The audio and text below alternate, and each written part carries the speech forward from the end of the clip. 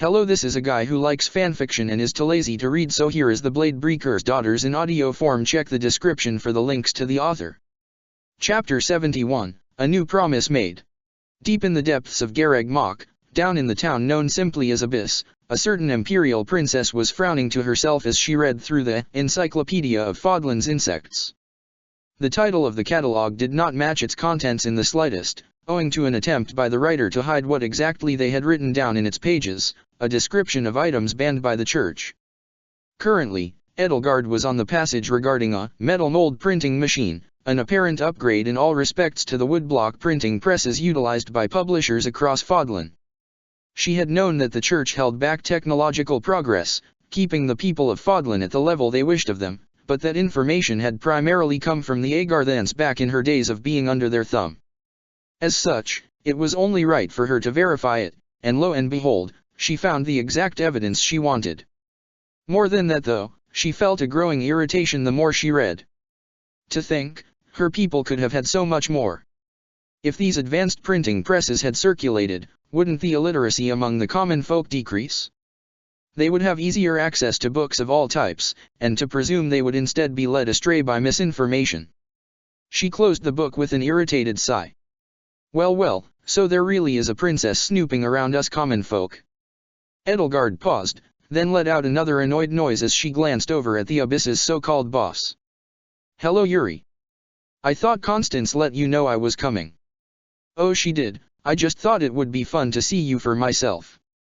Any reason you're interested in the forbidden texts we have down here? He grinned. If you're looking for the smutty stuff, it's a shelf over. Thank you for the directions, but that isn't what I'm looking for. More of a fan of insects then, huh? I might be. You've read these books then? Sure have. I imagine you're the type that lets that sort of thing bother you though. She frowned. It doesn't bother you that the church is deliberately curtailing technological development that could aid the people of Fodlan. It would if I let it, but I don't, so it doesn't. He smirked. I'm guessing you don't buy the bits about the potential dangers then, huh? Even if there were dangers, it should be up to the people of Fodlan if they wish to explore them. It is not the role of the church to keep the masses ignorant for the sake of their own control. See, I don't think you believe that. I think you believe that's exactly the church's role. You just don't like it. Her frown deepened. Are you accusing me of something? Is there something to accuse you of? Heh, but no, I'm not. I'm just curious where you want to take this.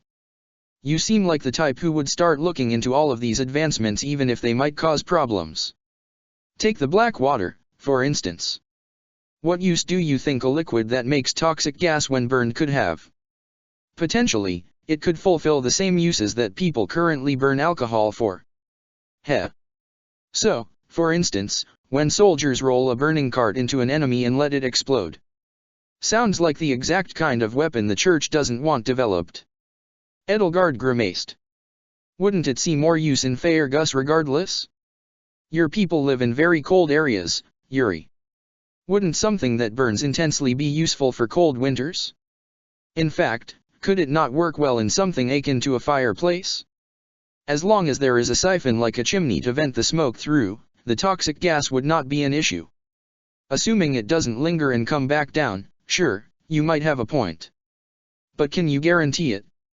Of course I can't, which is why people should be able to experiment. We are not children in need of guidance. Oh really? If people don't need guidance, then what's the point of nobles? There is no point. All there is are long-standing traditions upheld by those in power who refuse to let go of it, she snapped, before pausing as she saw the interested glint in Yuri's eyes. My apologies, I seem to have gotten carried away. Ah, you're gonna leave it there? And here I was hoping to hear more. It's not often I hear from a royal that the entire noble system is pointless. Humph. I understand that it does have a point, that being a thin veneer of stability. I simply think there are better ways for things to be done. Sure, I won't argue that part. I wouldn't be living in Abyss if I thought the world was fine as it is. I'm just interested in your politics, let's say. Especially with how aggressive you got there. Edelgard frowned. Are there going to be issues between us, Yuri? No, I don't think so. So long as you are not trying to hurt the people of Abyss, I don't really care about what reforms you are going to ram through the instant you take the throne. Though try to avoid getting the church to declare war on you as a heretic, alright? That kind of thing would definitely cause trouble for us down here. If you desire protection for your people, I would gladly extend a place to them. He paused, then studied the young princess in front of him. Huh. You actually mean that? You're weirdly honest for a royal, you know that? But I digress. Your professor's looking for you. Edelgard blinked. She is? Wait, is she down here? Sure is. I told her I would get you, so we better not keep her waiting, right? You are remarkably infuriating. I have been told that on occasion, he said with a smirk that made him all the more infuriating. Sighing, she followed behind him, and found her professor in the Wilted Rose Inn, playing poker. And apparently cleaning house since the people she was playing with were loudly complaining as she took their gold. Come on, you gotta be cheating. One of the players shouted. Now, if you can't prove she's cheating, then you'll just seem like a sore loser, Yuri chided as he walked up. Especially coming from someone who was caught quite easily last week when he tried to cheat. At the reminder of his mistake, the Abyss resident let out a huff, before deciding to go get a drink with the gold he had left. Thanks, Yuri, Byleth said, getting up before her attention turned to Edelgard. Hello Edelgard, how are you doing? Fine, Professor. Was there something you needed? At her question, Byleth nodded. Yuri, is there somewhere private Edelgard and I can speak? Well, I can't guarantee much in terms of privacy, but the Wilted Rose is an inn if one of the rooms will suffice. It will, Byleth said, before nodding to Edelgard to get her to follow. Moments later, they found themselves in a rather sparse room that only had a bed and a small stand next to it. Sorry for following you down here, I felt we could converse freely down here. What exactly did you need to discuss? Edelgard asked. Her plan had been to avoid her professor unless needed, but if she was seeking her out like this. I wanted to know if you had any ideas for who the infiltrator might be, Byleth explained as she leaned against the wall, while Edelgard sat on the bed. I haven't had much luck in figuring out who it might be. Going up to her students and asking if they'd lost a weapon wasn't working. Ah, yes, I do. At the very least, I do not believe it to be any of the Black Eagles. I know most of them from before, so I'd notice any changes in their personality, and they have nothing to gain from replacing Dorothea, Edelgard said, which immediately made Byleth look relieved. I'm glad to hear you say so, I would hate to think one of them had been part of it, she replied, though she frowned after a moment. Though, I don't want to think it was any other student. Well, for now, why don't we think of who they would benefit from replacing? Edelgard suggested, trying to be careful with her words. It would likely have to be someone noble, so we can probably ignore any commoners, but trying to replace someone of high status would also have its negatives. For starters, it would be harder to pull off, and it would be easier to notice someone of their position acting differently with how many people would know them. That does narrow it down a bit, Byleth muttered, still not happy to be suspecting the students. It would help if we knew what those people were doing, and whatever that Flame Emperor was planning. Ah, yes, the Flame Emperor. Edelgard tried to keep herself calm. Hubert mentioned them. Some mysterious individual who could command the Death Knight. Yes, exactly. The Death Knight referred to them as his master.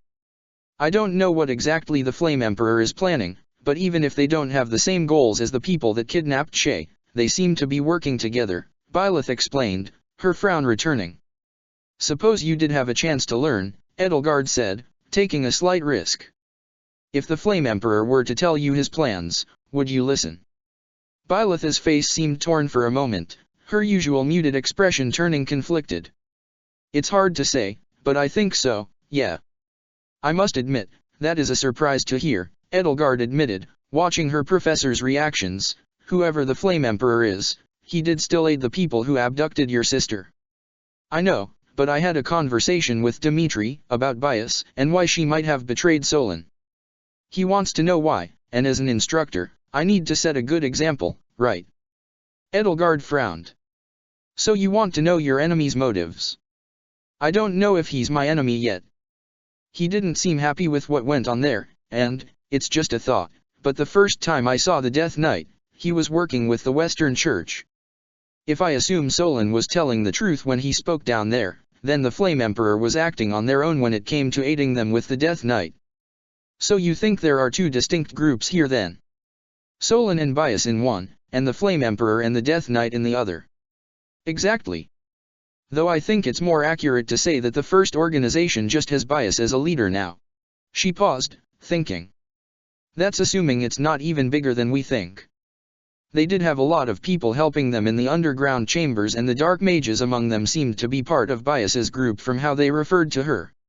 She didn't seem to particularly care for them though, that or she already decided to kill Solon and wanted to get rid of all the potential witnesses. You don't think the Flame Emperor could be the one backing them? No, it's definitely the other way around.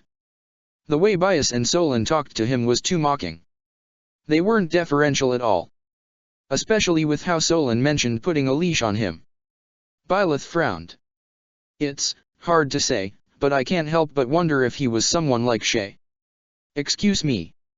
Just a random thought.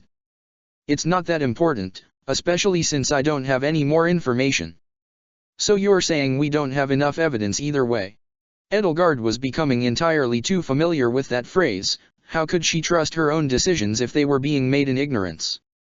At least she knew for certain that the Church of Ceros and those who slither in the dark were, as a whole, still her enemies. The problem came with how uncertain she was of everything else. That's true, but we can still speculate. For instance, the Flame Emperor didn't plan for Shay to be abducted, but he didn't mention Flayn. Add in how the Death Knight was helping them, and I think it's probable that Flayn was the original target and Solon altered things by going after Shay. I think because of that heritage Solon mentioned. And what do you think about that? Edelgard decided to ask, about the chance that your adoptive sister may have a connection to these people. I don't think it matters. Or, I don't want it to matter. I don't think it should matter where Shay comes from, but if these people are going to keep coming after her because of it, Byleth shook her head. Never mind. I can figure that out later. I had another idea I wanted to bring up. Do you remember Costas? Edelgard paused, then frowned, trying to look thoughtful rather than alarmed.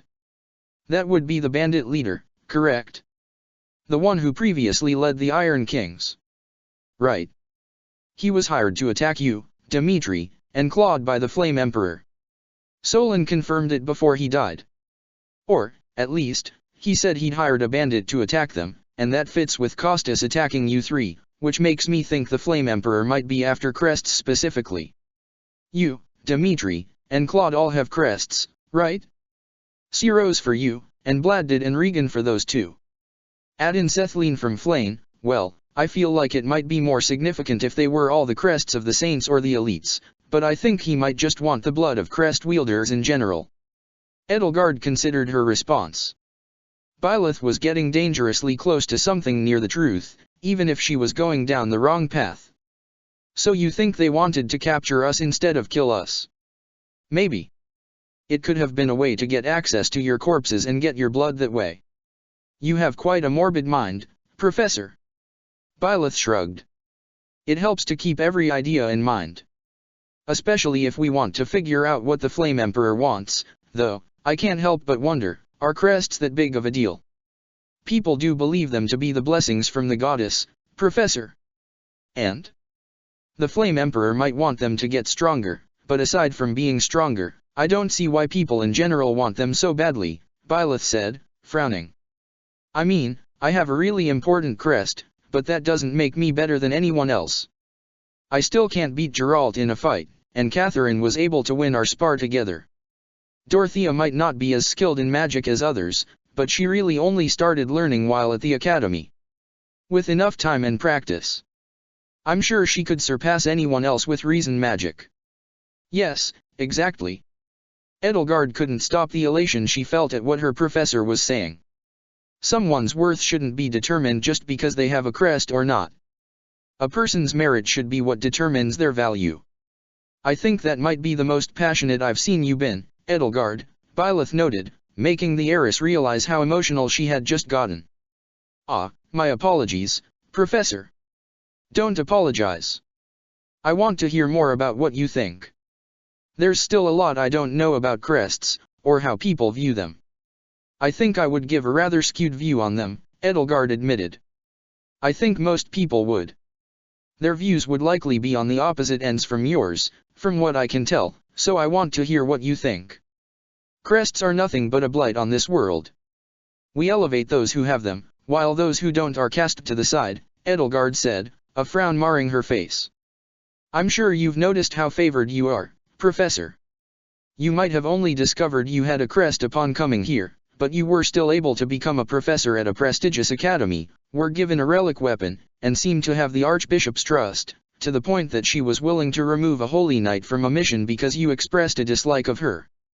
Byleth nodded, though she looked a little uncomfortable. Yeah, there is that, Edelgard. How much do you remember of what happened with Aelfric? I remember what occurred. While I won't argue that my crest might have had a hand in some of her decisions, it's not the main reason I think she's like that, Byleth explained, reaching up to place a hand on her chest, her heart as unbeating as ever. Rhea was the midwife for my mother when I was born. She could only save one of us, and my mother begged her to save me. Oh. What else could she say? She had made another mistake.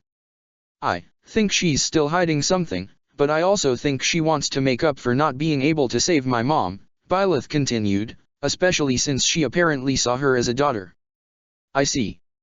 I'm sorry, Professor, I misspoke, Edelgard apologized, looking away from her. Though, her mind couldn't help but focus on the part about Rhea apparently viewing Lady Eisner as a daughter. It's okay, you didn't know, Byleth said, forgiving her, I've misspoke with you before. I suppose you have, Edelgard responded, letting out a mirthless chuckle. Even so, I'm glad we can speak like this again. Byleth smiled at her. I was starting to worry you were going to keep avoiding me for the rest of the year. Ah, my apologies, Professor, I had no intention of doing so, Edelgard lied, fully planning on doing exactly that, having only come to talk to Byleth because the professor had come searching for her. It feels nice talking with you. I'd hate to not be able to. It is pleasant, yes. I'd like to hear more of what you think of crests and the like if you have time. You would? Yes. We're friends, aren't we? Friends, yes, Edelgard said, counting herself lucky with just that. Even if she was never forgiven for her actions, she still wished they could be friends when the time came. There is another thing I want to tell you, about why I view crests like this. Tilting her head in curiosity, Byleth waited for her to continue. Do you remember what I told you about my siblings? How we were experimented on? At her nod, Edelgard took in a deep breath. What they did to us, they wanted to try and endow us with a major crest. Of my siblings, I was one of the few to already have a crest, minor though it was. To them, that wasn't enough, they needed a future emperor to be peerless. What better way to do that, than to have one who wields a major crest? To that end, they violated our bodies. Clutching onto her arm, Edelgard remembered the nights they would cut her open in their experiments. It wasn't just my family, many others were experimented on, countless innocents died in their attempt to perfect their process. In the end, I was the only one left, the fruit of all their terrible experiments. Biting her lip, Edelgard began to taste blood. At the deafening silence, Edelgard found herself unable to look up, to see what expression her professor had. Who did this? I'm sure you've heard of it, Professor, the insurrection, led by Duke Aegir, Edelgard said, scoffing at the thought of the man. Even now, they have the Empire under their thumb, as my father remains powerless to do anything. Okay. This won't be the first time I've had to kill a noble, so another 6 won't matter. At that, Edelgard blinked, before looking up to see Byleth's face twisted in anger. Professor. I don't care what reasoning they had, you shouldn't have gone through that. No one should have, so they should pay for it. Laughing in disbelief, Edelgard did her best to compose herself. As much as I'm loath to admit it, killing them will only cause more problems. They will see their due justice in time, but until then, they'll have to remain. If you say so. I do. Thank you, Professor, for believing in me, Edelgard said with a smile. There is one more thing I want to show you. That is my crest, the major one they gave me. Raising a hand, a familiar crest formed above it. The crest of flames. Byleth said, her eyes widening in surprise. Yes, the same one you hold. Though it is not a power I wished for, it is one I shall wield. I swore a silent oath, for the sake of everyone who was lost, to grant me this, to make a world where such meaningless sacrifice is never again sanctioned. I will change the world, no matter what it takes. I see, Byleth said, staring down at the Imperial Princess, you really are admirable, Edelgard. Someone like you really does deserve to lead. Professor. Surprised, Edelgard let the crest dissipate, not expecting her to say that. Back when I was a mercenary, I might have been ready to take the job of leading them from Geralt, but I was only ever expecting to prioritize them. Even now as a professor, my views on who to take care of don't reach far outside this monastery, Byleth admitted, and here you are, already wanting to make the world better for everyone else. It makes me wish I could be as determined as you are. There is no need for flattery, Professor. It's not. I said it before, I'm not one for embellishments, Byleth stated, before bowing to her. I might just be a mercenary, but I vow to help you in your goal of bettering the world. You have done far more than you think, Professor. I'm glad to hear that. Reaching out, Byleth offered Edelgard a hand to help her off the bed. Now come on, it's getting late, and no offense to Yuri, but these beds don't seem the best place to sleep. I suppose so, Edelgard said, before tentatively reaching out to grab her hand, hoping this would be one vow that wouldn't be betrayed. Huh. You're going to be going to the Empire then? Shay asked, prompting a nod from her sister. That is my plan, yes. I made a promise to Edelgard and I intend to see it through, Byleth said as they had lunch together. I don't know when it'll happen, but I want to help her out. Shay glanced across the dining hall towards the three house leaders eating together. Gotta say, didn't expect you to do something like that. I know, but I want to help her out. Is that weird? Nah, if you want to do it, go ahead. Shay leaned back as she stared at the ceiling. Huh, guess that means I'll be hanging out in the Empire as well. You don't have to come along if you don't want to. As if I can leave you alone. Besides, it's not like it's a bad thing. Working for the future Emperor sounds like it could be fun, and I can always travel with the mercs to other nations if I want to go around. Shay couldn't help the sad smile on her face. Just feeling a bit weird is all. Ah. Byleth almost took back what she had said, but, no, she wanted to help Edelgard, to be at her side. Sorry. Come on now, no need to be sad, Shay comforted as she reached over and patted her sister on the head. It's just, I never thought you'd take such a big step on your own like that. I'm still the older sister. I know, Shay smiled as she remembered the young quiet girl who wouldn't do anything without being told to do so. You've really grown up, bye. I just said I'm the older sister. PFT, that's not what I meant, Shay said as she chuckled. All right, come on, I need to give Edelgard my blessing. Blessing for what? Byleth asked, looking confused as Shay got up to walk towards the house leaders. It was pretty rare to see all three of them hanging out, but then they were probably talking about important stuff for the battle thing. Hey, Edelgard, you have my blessing. I'm telling you, wait, what blessing?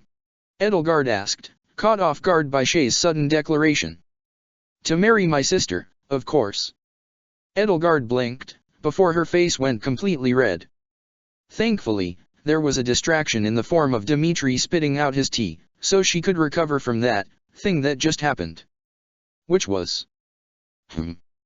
A small part of her decided to keep that in mind in case things didn't work out between the professor and Dorothea, before the rest of her managed a response.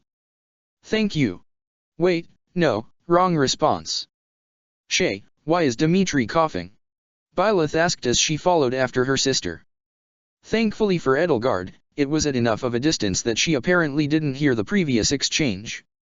Oh, he just heard something surprisingly interesting, Claude mentioned with a small smirk, earning an immediate glare from Edelgard.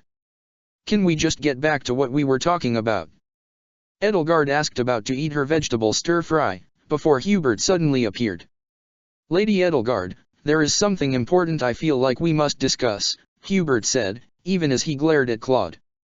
Very well. Thankful that she had an out, she stood up to leave with Hubert, leaving her tray on the table. PFT, didn't think she'd get that flustered. Grinning, Shay couldn't help but note how fast the princess ran away. Frowning a bit, Byleth glanced over at Dimitri. Do you need help, Dimitri? No, it's all right, I really should be going, Dimitri said as he stood up with a complicated expression. Ah, not going to finish your food, your princeliness? Claude asked. I wasn't that hungry, he responded as he left in a hurry. Well, there goes that plan. Claude muttered. Well, I hope everything is okay, Byleth said, a bit worried, before she glanced down at the trays. We should return these. Saying this, she grabbed the forgotten fork to have a bit of the vegetable stir-fry. Ah, wait, Professor Dash, Claude started before Byleth ate the food. I was just trying to say it's not exactly the best manners to eat someone else's food, he said, trying to keep his poker face up. Oh, okay. Setting the fork down, Byleth grabbed the 2 trays to return them rather than finish eating them. Everything good there, Claude? You look a bit off, Shay noted. Yeah, everything is okay, Claude said with a smile, trying not to focus on the empty bottle he had in his pocket. Well, it wasn't lethal, so maybe it was okay he accidentally poisoned the professor? Chapter 72, Last-minute preparations. Making sure her armor was properly secured, Shay looked over her gear one last time. 2 swords, a concoction, and a dagger, though the last item wouldn't be seeing any use during the battle. Well, probably. She wouldn't be using it on any classmates, though it was good to have a dagger for utility in general. Satisfied with her check, Shay nodded to herself and headed out of her room, before letting out a loud yawn as she did. Well, seems someone didn't get enough sleep, Claude noted, apparently waiting outside of her room. Ugh, I don't know why, I made sure to go to bed early yesterday, Shay replied, rubbing her eyes as she spoke. Don't know why, but I've been having trouble sleeping lately. Really? Any reason in particular, or are you just sleeping weirdly? Dunno, just been having weird dreams. Like I'm talking with someone, but it's all hazy. Well, try to keep your mind off that stuff for now, the plan is gonna fall through if you get distracted. Right, big plan, Shay yawned again. MNH, it's alright, I'll be good. Just need to start moving to wake myself up. Alright, if you say so. Claude glanced at his friend, taking note of just how tired she seemed as he walked with her. Does this have anything to do with that guy who claimed to be Dimash? Huh? Oh, yeah, I guess it could. I didn't really think it would, but maybe he cast a curse on me or something. I think it would have gone away when he was killed if that was the case. I guess. It doesn't really feel like that though, it's not like I'm having nightmares, you know? I don't really feel all that shaken about getting captured, just kind of pissed off. She huffed, annoyed. I don't like anybody making me feel helpless. I don't think anybody likes feeling like that, Claude commented, letting a hint of his own bitterness slip into his voice. He didn't want to get into his past, but it was a way of showing he sympathized so he could afford a little lowering of his guard. Yeah, but it's just, it bugs me when I have to be saved. So if someone offered you a hand up, you'd slap it away? Shay blinked, glancing at her friend. No, I don't think so. Bai's done that for me, so, wait, that's not the same thing. You sure? I'm just saying, it's not a bad thing to rely on your friends, said the guy who didn't want to rely on anyone. Claude was aware of his hypocrisy, but hey, being a noble required at least some hypocrisy to function. Besides, if it got his mercenary friend to start relying on him, that was a good thing, wasn't it? Sure, I get that, it's good to have comrades and everything like that. I just don't like the idea of being saved, you know.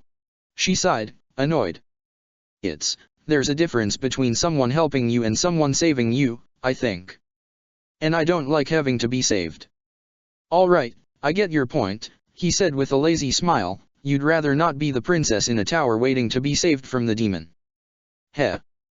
You know, that kind of story becomes really funny when you think of how the only princess we know is Edelgard and she could definitely rip apart any demon that tried to grab her. Ha, true. I really can't see her ever being helpless, though did you know she's scared of rats? Shay blinked, then glanced at a grinning Claude. Really? Really, Leonie mentioned it to me. Not what you'd expect, huh? Yeah huh. That's actually kind of cute. Guess she is a noble girl at heart, huh? Careful there, she'd probably knock you out if she heard you call her cute. That or Hubert would just poison you. I'll be fine. Byleth is their teacher so I'm off limits. Claude laughed at the smug look on his friend's face, before lightly shoving her shoulder. All right, Kmin, let's be serious. And no comments about how it's hypocritical for me of all people to be saying that.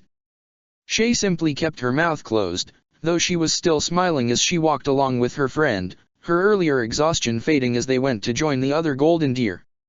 So, just want to double check before we meet up with everyone, you're good with underhanded tactics, right? Oh, sure, Dad says that stuff is good in a fight and all. Why are you asking? Just wanted to make sure, Claude responded before they came into view of the golden deer. Hey, there they are. Raphael called out when he saw them, waving with a big smile. Ugh, finally. I had to get up early for this, you know? You could at least be here on time, Hilda complained, prompting a raised eyebrow from Leonie. I had to wake you up. I know. Which is why I got up early. Could we please maintain some household discipline for once? Lawrence requested, something Lysithea nodded to. Honestly, you're also childish. Yeah, I'm not gonna take that from the class runt, Emily snarked, immediately earning an offended glare from Lysithea. How dare you? You're not even that much taller than me. I'm a good 10 centimeters taller than you, kid. That's not actually that tall, Shay noted, prompting glares from both her friends. What? It's not. You're shorter than Edelgard, Em. Emily paused in thought, her frown deepening the more she considered that point. Does height really matter all that much? Ignatz asked, before flinching when Emily glared straight at him. All right, Kmin people, let's get serious, Claude said, catching everyone's attention, and please save all comments for how I shouldn't be the one saying that for afterward, all right. Hilda, Lawrence, and Lysithea all closed their mouths. Great. Okay, so, good news people. We're not the most screwed out of the 3 houses on the field today. That honor's going to the Blue Lions, and we actually have a decent shot at winning this because of it. I thought you were going to be serious, Lawrence commented. I am. This is my serious face. Claude pointed to his own very serious face. Right now, we have a numbers advantage on the Lions, but the Eagles have a numbers advantage on us. Adding into that, the Lions have more relics than we do. The fact that we have one is pretty nice, everybody thank Lawrence for that. Thank you, Lawrence. Hilda chirped, prompting a blink from the violet-haired noble. Oh, well, you are very welcome Hilda. Back on topic, people. Claude ordered, despite branching off topic to begin with, what I'm saying is that we have a great chance of winning this time around, especially since Lawrence and I came up with what I think is a pretty solid plan for handling our enemies. It takes a bit of subterfuge, which took a while to get Lawrence to agree to, but if we play our cards right here, it'll be the deer taking the win from the Eagles and Lions. Heh, then what are we waiting for?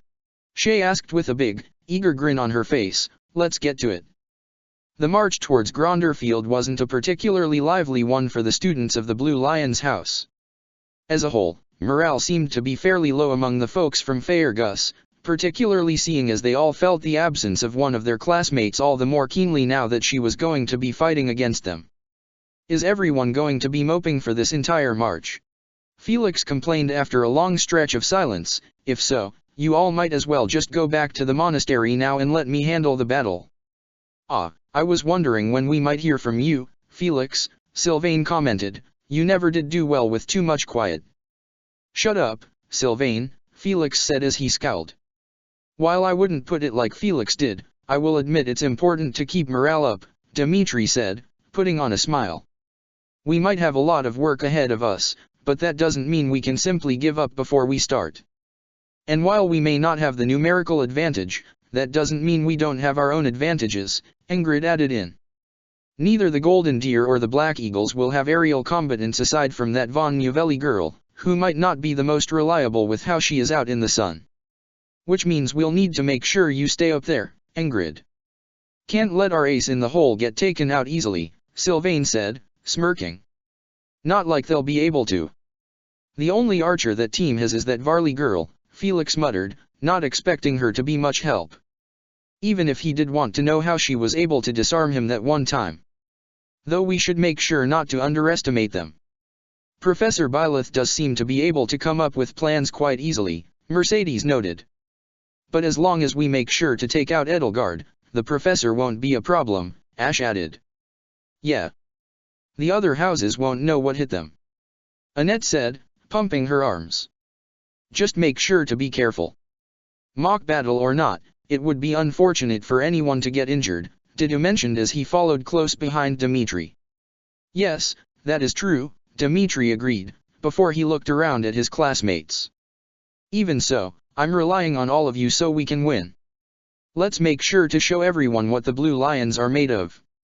At his rally, the Lions cheered, or in Felix's case, let out a semi-amused huff, before they continued their march to Gronder. As she returned from her pre-battle discussion with the other professors, Byleth took the moment to survey the battlefield. While the map of Gronder was detailed, getting an actual view of the field was always a positive. In a sense, there were both positives and negatives to her class's position. The river meant that the other classes wouldn't be able to easily approach them, but it also meant that her class was also limited in terms of approach. Not to mention it was deeper than it appeared, so trying to cross it would be difficult. With only 2 bridges, it was fairly obvious where they would be heading once the battle started. Maybe she should see if anyone was interested in learning to use flying mounts, or if they could learn warp magic. Professor, I trust the discussion with the other teachers went well. Edelgard asked once Byleth arrived where her class was waiting.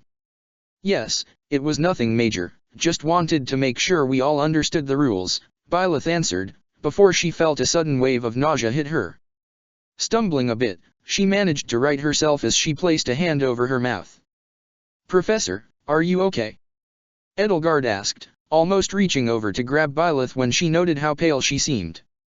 I'm okay, probably just had some bad breakfast. Byleth responded as she drank some water from her canteen before glancing at her students, as well as the assembled soldiers that they were given for this battle. Are you all ready?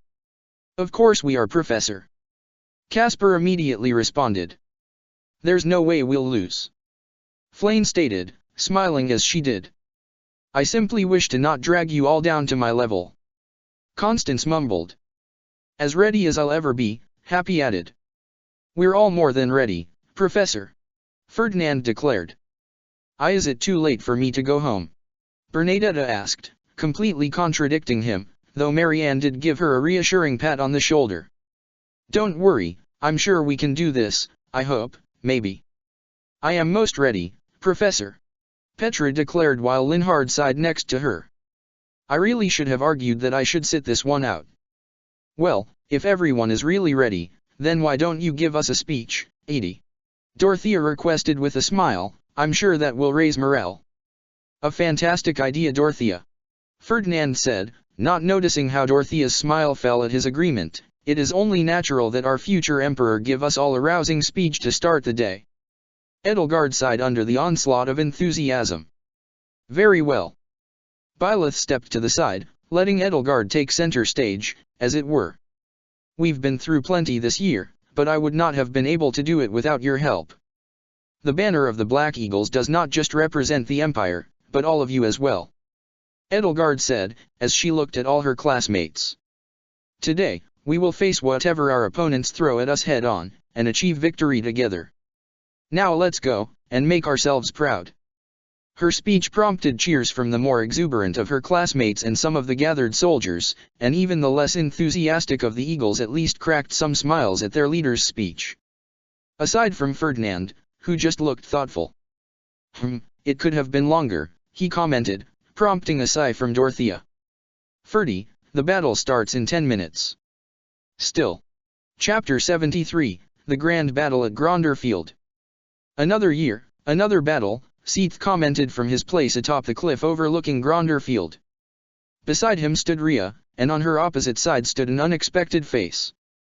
I didn't think you would be joining us, Captain Geralt.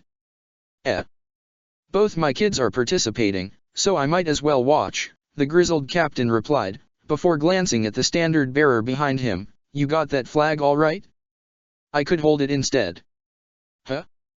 Oh, no, I'm fine. Thank you for the offer though, sir, the cavalier replied, prompting an amused noise from Rhea. Geralt, you are the captain of the knights, she reminded, you should not be trying to take up your subordinates' tasks. I'd argue that me being the captain is a great reason to take up the jobs people don't want, he replied. I'm not really leading well if I'm not willing to help out, right? It's fine, Captain. Really, it's an honor to be holding up the church's flag like this, the cavalier insisted. All right, if you say so. Geralt shrugged, before glancing at Rhea. So, do you usually just stand up at the cliff here? I do, yes. It is a good vantage point for watching the battle. Sure, but I mean, do you usually stand here the whole time? You don't bring out any chairs. You're the captain of the knights, Rhea repeated, still clearly amused. You can stand. Fine, but I'm going to complain the whole time. Really now? Whatever happened to that stoic and stalwart young man that was always so serious when he stood by my side?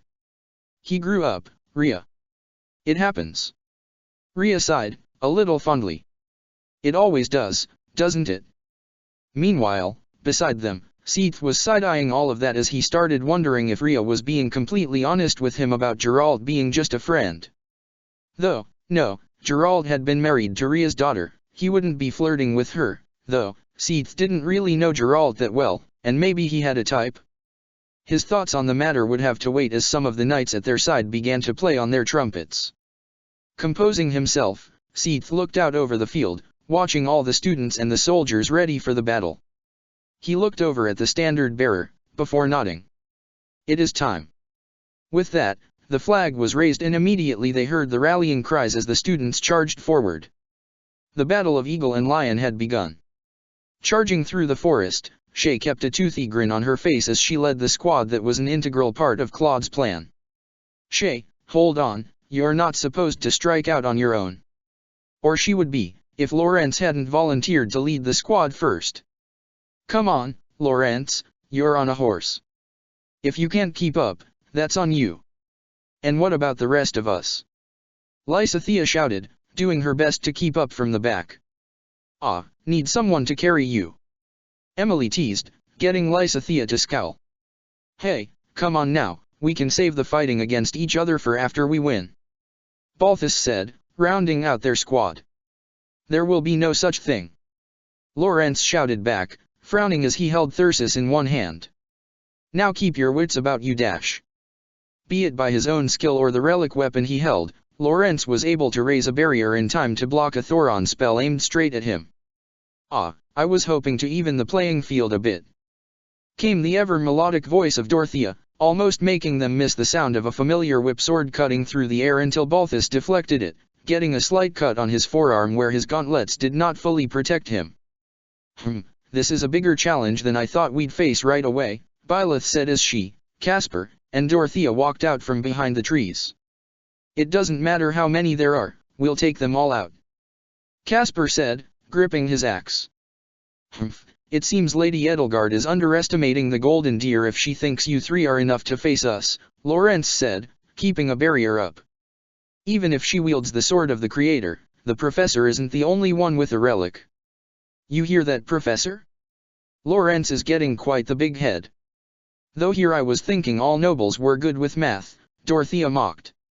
A slight rustling in the trees above them was the only warning Emily got as she swung her saber above her, catching Petra's blade as the Brigid girl attempted a sneak attack, before jumping away as it failed. Hello, Emily. It is good to be seeing you again. Petra called out with a smile, holding her sword at the ready. likewise. Out of that bunch of pricks, you were almost tolerable, Emily replied, grinning too, that and I always did want to see what you were made of. Ah, this is your taunting, yes? Then I will be looking forward to the spilling of your guts as well. That's more of a threat than a taunt, Petra, Dorothea commented before calling down another bolt at Lawrence, who deflected it with his staff and tried to return with a wave of magic arrows. Byleth made a mental note to talk to Lawrence about his use of the relic afterwards, noting that he seemed unused to wielding a staff instead of a lance, while also catching her sister's swords with her own as Shay went straight for her. Heh, don't tell me you're getting distracted on the battlefield, bye. Who was it that always told me to pay attention to my surroundings, her sister teased, pushing down with her pair of blades. Before she blinked at how pale her sister looked.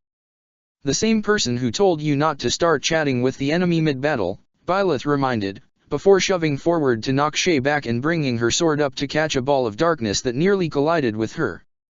Good use of distraction though. Ah, thanks. Shay replied, beaming, before swiftly moving between Byleth and Lysithea, blocking the professor off from targeting the group's caster. Lysithea frowned, trying to find a good angle of attack, then taking note of Balthus getting into a fight with Casper. He'd already knocked away the smaller boy's axe and the two were exchanging blows with their fists, so maybe she should back him up. Then she noticed a plume of smoke rising in the distance. What in the world? My word, is that, Lawrence was about to ask, staring at the clear flames on the other side of the trees, before he grunted as a returning volley of Sagittai collided with his chest and sent him crashing to the ground. Sorry Lawrence, but you know what the professor says, no getting distracted on the battlefield. Dorothea chided with a perhaps overly large smile. Ugh, you do have a point, Dorothea, and I suppose this is my loss, hey. Lawrence yelped before he could finish his speech as Lysithea grabbed his staff from him. I need it more than you, was her prompt response before Lysithea used Thyrsus to launch a ball of light straight for Petra, catching her in the side and knocking her off her feet. Why do all my fights get interrupted? Emily complained, frowning, before just moving right along to try attacking Dorothea, who caught her swing with a levin sword. Huh? Since when do you? Since the professor suggested we all bring backup weapons, Dorothea replied with a grin, surprised. A little, yeah. Thought you were some type of songbird. I've been called that, certainly, but all birds have talons, my dear Emmy, and I always was decent at swordplay up on stage. Heh, guess I'll have to clip those talons, Emily taunted, a smirk on her face, pushing Dorothea back as she got ready to attack. Meanwhile, Lysithea charged up another spell and aimed at Casper, waiting for Balthus to give her a clean line of attack, until Shay suddenly grabbed her arm. What do you think you're doing? Shay asked, a little panicked as she stared at Thyrsus in her hands.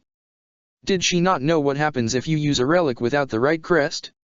Why did you interrupt me? I know what I'm doing.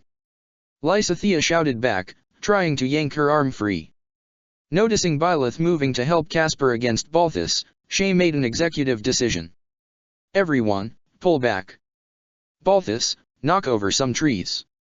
Shay shouted, pulling Lysithea closer to pick her up as she began to run away, much to both her and Emily's displeasure. You got it. Balthus shouted, punching Casper in the gut hard enough to wind him before immediately knocking some trees over to cut off the path as they moved away. Frowning as the golden deer got away, Byleth couldn't help but wonder just what exactly Lysithea was doing. She had a minor crest of Karen, so why would she so readily jump to using the Thyrsus? So, Professor, what exactly is going on over there? Dorothea asked, healing Casper so he was still good enough to fight. Meanwhile, Petra had been knocked out from the earlier attack, so that was one of theirs down. Ah, that's Hubert's plan. Of course Hubie would start a fire. Don't worry, it's under control, Byleth said, before gagging when she felt some bile rise up her throat. She braced herself against a tree, trying to keep steady as she felt another pang of pain in her stomach. Professor! Dorothea exclaimed as she moved over to her, concerned that she might have gotten hurt during the fight. Just some stomach issues. I can still fight, Byleth responded as she tried to clear her throat. Come on, the sooner we win the sooner I can rest. If you say so, Professor. Casper shouted, before a thought occurred. Oh, should I carry Petra somewhere first? I already admitted my loss, so I might as well carry Petra out, Lawrence conceded as he bowed to the eagles. I must say, it really is impressive how you were able to keep up with us. I see my father was right when it came to saying how skilled you are, Professor Eisner. Byleth smiled in response, trying to ignore how much her stomach was killing her as the Black Eagles continued on. When the battle had commenced, the Blue Lions' vanguard immediately rushed towards the central platform of the battlefield. Keeping a smirk on his face, Sylvain led the charge of Cavalier soldiers, using their fast mobility to reach it as quickly as they could. No offense, Ash, but a part of me wishes Mercedes kept using a bow so she'd be the one riding with me, Sylvain commented to his passenger. None taken. Ash responded, not really sure what to say to that, before focusing back on the central platform. Ah. The Black Eagles are about to take it. Really? Eesh, can't let us have any advantage, huh? Sylvain asked, before bringing his hand up to his mouth and letting out a loud whistle, signaling to Ingrid to flank them. Moments later the sight of Pegasus Knights began to fly down, slashing at the Black Eagles before rising back up before they could retaliate. As mean as it might be, Sylvain found himself a bit amused that among the spells aimed up at the Pegasus, there was also the occasional arrow that missed by a wide margin. Though if anything her failure to take down Ingrid seemed to motivate Bernadetta to run faster, since they saw the mousy girl sprint to reach the top of the platform and collapse by the ballista. Well, it seems we're gonna need to do some scaring, Sylvain muttered, before raising the Lance of Ruin and aiming at the platform. Charge. Pulling out his own arrows, Ash began to fire as well, aiming at any soldier or Black Eagle that was on the platform. Ah! Hubert, you said it'd be safe up here. The two heard Bernadetta yell while she took some more wild shots. It appears I miscalculated. Oh well, nothing to do dash. Every Bernie for herself. Bernadetta shouted again, before immediately running away. Wait, Bernadetta. Flame called after her, following behind her despite just reaching the top of the platform. The enemy is the other way. Honestly, why is it so difficult to find good help nowadays? Hubert grumbled as he was left alone with a couple of knights, who didn't seem like they would be able to hold off the Cavaliers and Pegasus Knights. Sorry buddy. If it helps, I'll make sure to apologize to Edelgard for you, Sylvain said with a smirk as they reached the top. Once they did, Ash hopped off the horse and aimed his bow at the mage before noticing a distinctly sweet smell. Is that so? Well, I'm afraid that'll have to wait until after the battle, Hubert smirked as a small fire appeared over his finger. Eyes widening, Ash began to back away. Sylvain, watch out. Up in the air, Ingrid's eyes widened in shock as she saw the central platform go up in flames, a surge of panic hitting her before she realized Hubert had set the sides of the platform on fire instead of the platform itself, surrounding the group in flames instead of outright setting them alight. Jerking back, Ingrid was barely able to dodge an arrow aimed straight at her head. Following where it came from, she spotted Bernadetta, who let out another volley of arrows alongside some archers, with some of them being able to take out her fellow knights. Retreat! Ingrid shouted, falling back, only briefly noticing that Flame cast a rescue spell to extract Hubert from the ring of fire before the church's knights could do the same for him while they rescued everyone else, disqualifying them in the process. They tricked us. As much as she didn't like it, she couldn't help but admit the plan was brilliant. None of them expected Edelgard to nearly take out 3 of her classmates to wipe out the Cavaliers and 2 of the Blue Lions. It actually made her worry about what she might do next. A worry that was shared by her professor and house leader. Did they really set fire to the central platform? Hanneman exclaimed, audibly baffled. That's been there for decades now. That ballista was practically an antique. Edelgard certainly has a ruthless side to her, Dimitri muttered as he stared at the growing flames. He took note that some Pegasus Knights from the church were actually flying over to put it out with a mix of wind and ice magic, so the whole thing wouldn't be completely destroyed. Still, it was quite the move to make in what was meant to be a school exercise. Yes, it is rather impressive, Hanneman admitted, misunderstanding Dimitri's comment. Even if it is an extreme decision, well then, Your Highness, now that our strategy of seizing the high ground has quite literally gone up in flames, What do you propose? Lions. Hold firm, he called out, catching the attention of his classmates. Our foes have to come to us if they want to win. Isn't that what lost you the last mock battle, Thor? Felix yelled back, a scowl on his face. You can't tell me you actually want to hold back now, especially after those Adrestian bastards nearly roasted Sylvain. That's not. Felix. That is an entirely inappropriate attitude to take towards your commanding officer. Hanuman shouted back with a frown on his face. You can't bring these squabbles to the battlefield, especially when you have no idea what your enemy might do next. Golden Deer, spotted to the east, called out one of their scouts, catching all their attention. Damn it, is Claude really pressing the attack right now? Dmitri asked, readying himself for the crafty Leicestern to make an appearance. Ah, no, your highness. It's Miss Eisner, actually. That prompted a blink. What? Why would she be? Ha, looks like I really will be getting a good fight today, Felix declared before heading towards the Merc, prompting a grimace from Dmitri and a sigh from Hanuman. Right, clearly Felix's discipline issues are far greater than I realized. Regardless. Your decision, your highness. Well, it seems our foes have indeed come to us. And knowing Shay, he really couldn't afford to just leave her be. Everyone, we'll handle the eagles in time. For now, we strike at the deer. Meanwhile, towards that end of the field, Shay paused as she spotted the stone platform surrounded by people in blue. Wait, that's not our base. Shay. Did you really carry me towards the enemy?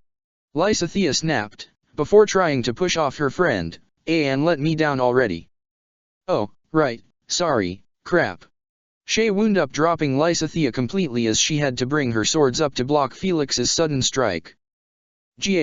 Oh, hey Felix. This isn't the time to chat, it's time to. And then Felix was clocked by a passing Balthus. No time for you, kid, we've gotta take down that prince, the muscular former wolf/current deer declared, sprinting towards the source of the most points. He didn't get all the way there since Dida moved to intercept him, blocking the buff brawler with his shield and nearly delivering a fight-ending blow with his mace if Balthus hadn't managed to disengage. Better get moving or you're gonna fall behind, Shay. Emily called out as she ran past, heading towards the prince too, though she had to deal with some blasts of wind from Annette and balls of light from Mercedes on the way. Wait, we're just going for it then. Ah, crap, sorry Lys. Shay apologized, grabbing Lysithea off the ground and yanking her up. You okay? Lysithea spat out a clump of grass, then glared at Shay, who looked increasingly sheepish. Never do that again. Oh, sure, you got it. Though I think we need to fight the lions now. Oh please, I can handle that, the youngest deer declared, before stepping forward with sigils of light and dark magic forming around her hands. Across the field, Dmitri frowned as he saw his friends engaging their enemy classmates. A part of him wanted to jump into the fray, but Shay hadn't joined in yet, so all he could really do was order their reserve soldiers to go aid his classmates. Is that Lysithea?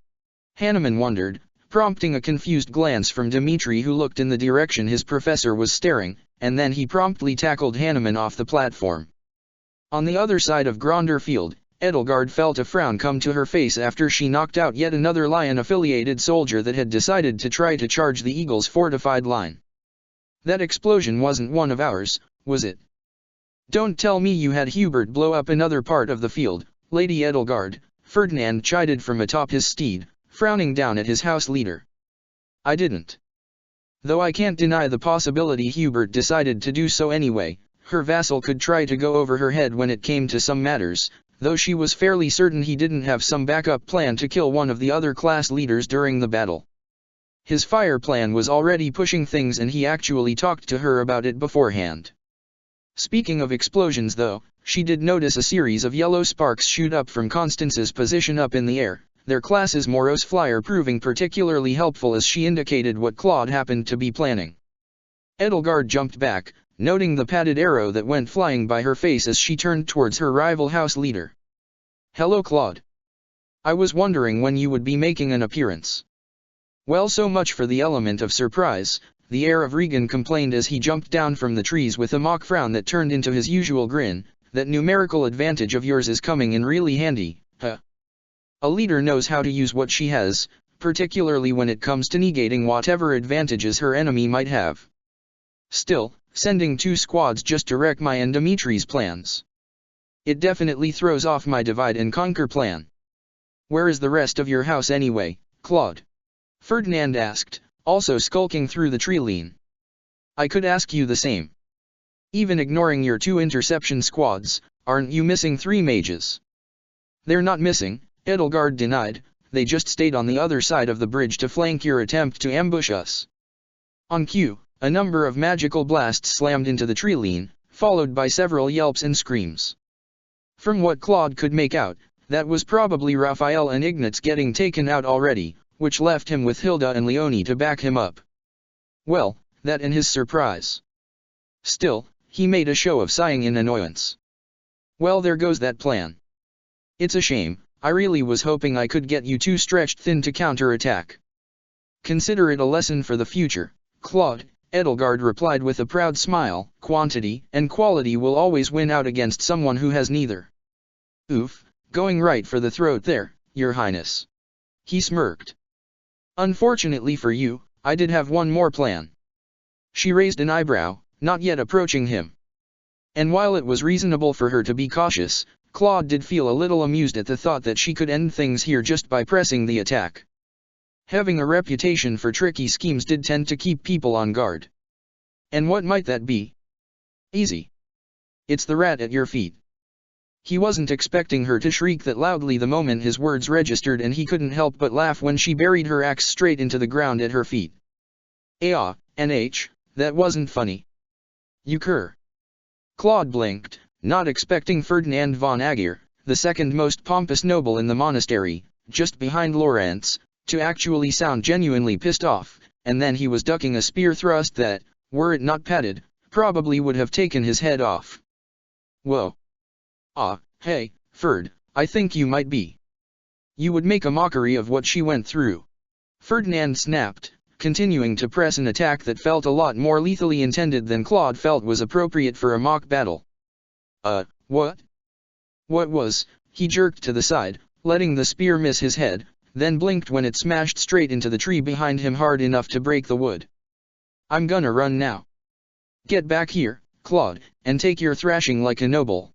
Ferdinand shouted as Claude took off running into the wood, all while Edelgard stared in genuine shock at her shield's unexpected rage. Which, wait, did he know about? She shook her head, focusing back into the moment. It was a question for later. For now, she should hurry after them to make sure Ferdinand didn't actually kill Claude. Though maybe a bit of thrashing was justified. Claude, meanwhile, wasn't quite in fear for his life yet, though he did make some mental notes about what would startle Edelgard but aggravate Ferdinand, and that there did seem to be something deeper there. More than that though, he was kind of disappointed he didn't actually get to do his big plan reveal. Oh, hey, Hilda, he called out upon spotting his friend hiding behind one of the trees. Claude? What are you? What happened to the thing you were gonna? Change of plans, save me from Ferdinand. She blinked. From Ferdinand. To her credit, she did move pretty quickly once she spotted the orange-haired noble about to slam his lance into the side of Claude's head, catching it instead on the head of her axe. Hilda. So you weren't taken out by the volley of magic earlier, Ferdinand noted, bringing his spear back around and stabbing towards the pink-haired girl. Nope. If there's one thing I'm good at, it's staying out of the way of trouble. Hilda said, before trying to close the gap in almost direct defiance of her previous statement. Something Ferdinand was actually unwilling to let her do, instead backing up while stabbing forward with his lance to keep her at bay. As the professor says, the main advantage all lance wielders have is range, he said with a grin, some of his usual demeanor returning. You cannot break through my defenses if you cannot reach me. Then Hilda grabbed his lance and ripped it out of his grip before throwing it into the trees. A foolish choice, he declared, promptly pulling out a sword. The professor also said to always have a backup weapon. And Hilda promptly smacked that out of his hands too. And yet I planned ahead and brought a third weapon, Ferdinand declared while pulling out an axe, and then a padded arrow smacked him in the face. All right, That was getting silly, Leonie said from her perch in the trees, before glancing at Claude. Hey Claude, what happened to that big plan of yours? It's still going on, he called back, his earlier confidence returning now that there wasn't a redhead after his head. I'm sure by now our new friends managed to take out their line of. A small fireball caught Leonie in the chest, knocking her down from her perch with a yelp right before Hilda just barely caught a blunted axe on her own before it could take her out of the game completely. Good reflexes, Edelgard noted, before pushing harder and actually getting her fellow axe wielder to buckle. Heh, thanks, but it's nothing special, Hilda replied, before gritting her teeth and trying to push back against the, actually taller girl. What the heck, you're taller than me? Yes? You didn't notice? Not really? We don't hang out much. True. Well, we could always rectify that. Hilda blinked. Okay, never thought you'd invite me to hang out. Hey Edelgard, could you please stop trying to poach my classmates? Claude requested as he aimed his bow at her. Seriously, we only just made up for Marianne leaving with Shay joining. Didn't you poach one of mine in turn? You really have no room to complain, Edelgard replied, keeping her focus on Hilda. Which was understandable considering they were having an axe clash, but Claude did still feel a little insulted. You mean Emily? Oh sure, she's been doing great with the deer, way more sociable than she ever was with you eagles. Guess she just needed time to spread her wings. Claude, as fun as this kind of banter, sort of flirting thing is to listen to, could you just shoot her already? Hilda requested. But I still haven't even gotten to unveil my secret plan. Claude complained, audibly amused. You can gloat after you actually beat the person we came to take out. Yeah, alright. Sorry Edelgard, it's been fun, but, and then Claude was struck by lightning. My apologies for interrupting your climactic showdown, Constance apologized as her Pegasus touched down, her hand still outstretched and sparking with the remnants of the thunder spell she cast. I know a wretch like me has no place in intervening in a clash between such brilliant lords. You did fine, Constance, Edelgard replied as she disengaged from Hilda, who let out a little sigh that was half relief, half disappointment. Well, there goes our win, you just had to gloat, she said, pouting at Claude, who coughed out a bit of smoke. Well, so much for that, and he flopped backwards, ending the golden deer's chances of winning the battle. The sound of trumpets began to ring out, signaling the defeat of the deer. Constance, not that I don't appreciate the help, but why did you land? Edelgard asked, glancing at the blonde. My apologies, but despite how worthless I am, your plans would go awry if I were taken out. Once the young Almiran boy was able to take out Lindhart and Happy, he aimed to make me fall from the sky like I deserve. Her explanation made Edelgard blink. Cyril. Yeah, apparently Claude got permission to let him join the class, Hilda explained. That little kid is actually surprisingly good with the bow. I had heard he was apprenticing under Shamir. Well, it was a good thing Claude focused far too much on his gloating. Constance, I need you back in the air. Send the signal, everyone is to regroup so that we can finish off the Blue Lions. Gotta say, Manuela, I knew you were impressive, but I didn't think you'd be this good with the sword, Dorothea said, complimenting her former mentor. Don't knock yourself short, Dorothea, it seems my colleague has been teaching you well, she complimented back as their blades clashed, all while Dorothea's classmate and professor dealt with the soldiers Manuela had backing her up. Well, I did have two very good teachers to show me how to fight, Dorothea complimented, before charging her magic though the sword to try and shock Manuela. Pushing her back, the older songstress felt her arm get a bit numb and wasn't able to move away fast enough to prevent a shock that made her grit her teeth. Well, it seems this won't be easy, Manuela grumbled, getting ready to cast a spell before she heard the trumpets sound out. Oh, great, guess that means we lose. I was hoping to be able to face off against you, Dorothea muttered, a pout on her face. I suppose we can't have everything, Manuela teased as she glanced over at the other professor and student there, the latter who was on the ground panting in exhaustion. The former, however. Byleth, are you okay? Manuela asked, concern evident in her voice as she saw the former mercenary hunched over. Yeah, I'm good. Just dash whatever she was about to say was cut off as she threw up. Professor! Dorothea shouted as she rushed over to Byleth. Are you okay? My stomach feels like it's stabbing me. Byleth managed to get out before she threw up again. Frowning, Manuela walked over to Byleth as she pressed a hand against her back as a green glow settled over it. Byleth, I think you've been poisoned. What? Casper shouted, finding his second wind once he heard that despite all the nights he'd had to fight through. Oh, who would poison me? Byleth asked, audibly confused, and equally audibly sick. I think we should focus on getting you some medicine first, Manuela said, helping Byleth up as Dorothea got on her free side to also help her stand. Yeah, I don't think you should stay on the field, Professor. Yeah, that sounds like a good idea. Byleth agreed, trying not to throw up again. You don't need to help me off the field, Dorothea. Nope, I'm helping you get to the medical tent. Yeah, don't worry Professor, I'll make sure to tell Edelgard what happened, so don't worry. Casper chimed in, his energy fully returning, for about a second before he had to take a second to catch his breath. Oof, feels like an afternoon training with Dad.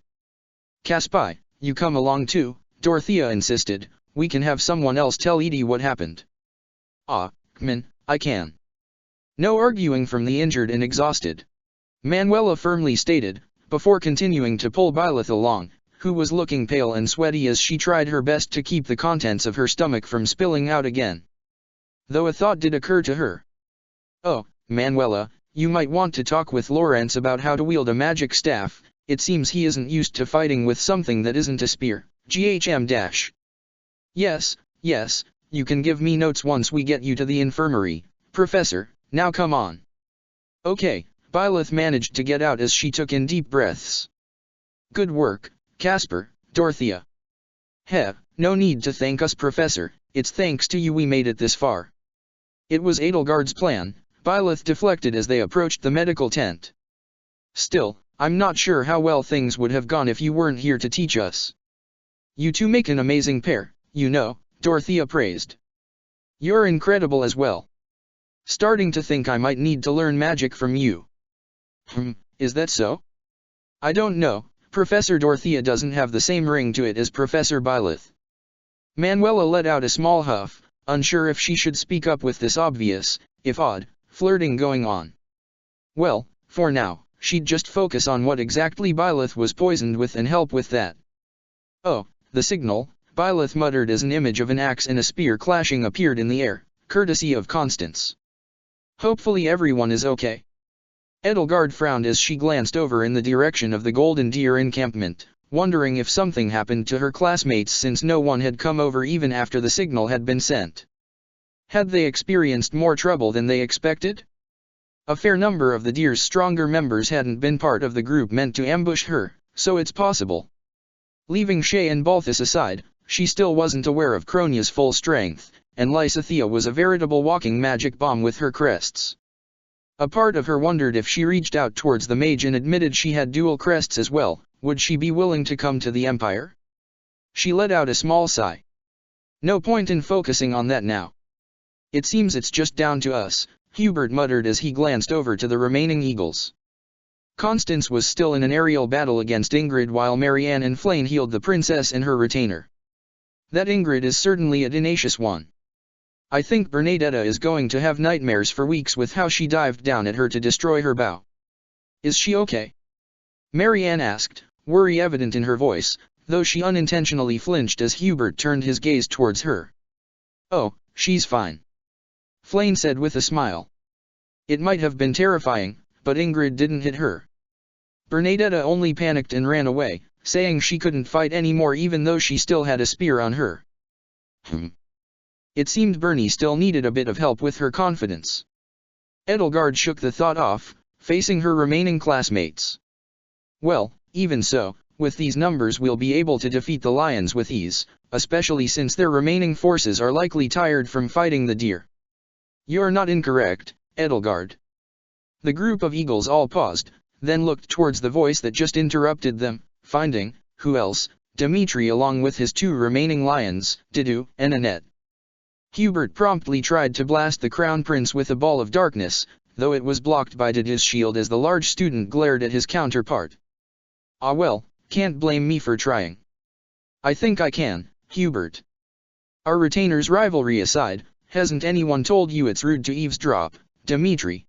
Edelgard asked as she stepped forward, axe in hand. I've been told that, yes. Though I do think it's somewhat more rude to nearly set your classmates on fire. She shrugged. The flames were controlled. I wouldn't set my own people ablaze. Doesn't that mean you're fine with setting us on fire? Annette asked. Is there a point to this? Edelgard asked, ignoring the question since she doubted the lions would like her answer, or did you just want to get the last battle of the day over with? Unless you wish to surrender outright. I would be quite happy to accept that outcome. No, I think I still have enough of a chance for surrender to be unpalatable, Dimitri responded, but, in the interest of avoiding further possible injuries, I was wondering if you would consent to a duel between the two of us, Edelgard. It seems your side is the one who needs to worry about injuries, Edelgard said, noting how their healer had apparently been taken out. Little did she know that Mercedes had actually stayed behind because Dimitri accidentally cracked Hanneman's ribs with that tackle of his. Hence my request. Come now, Edelgard, I'm sure you are also wondering who would win in a match between us, Dimitri said, leveling his spear at her, hoping to egg her on.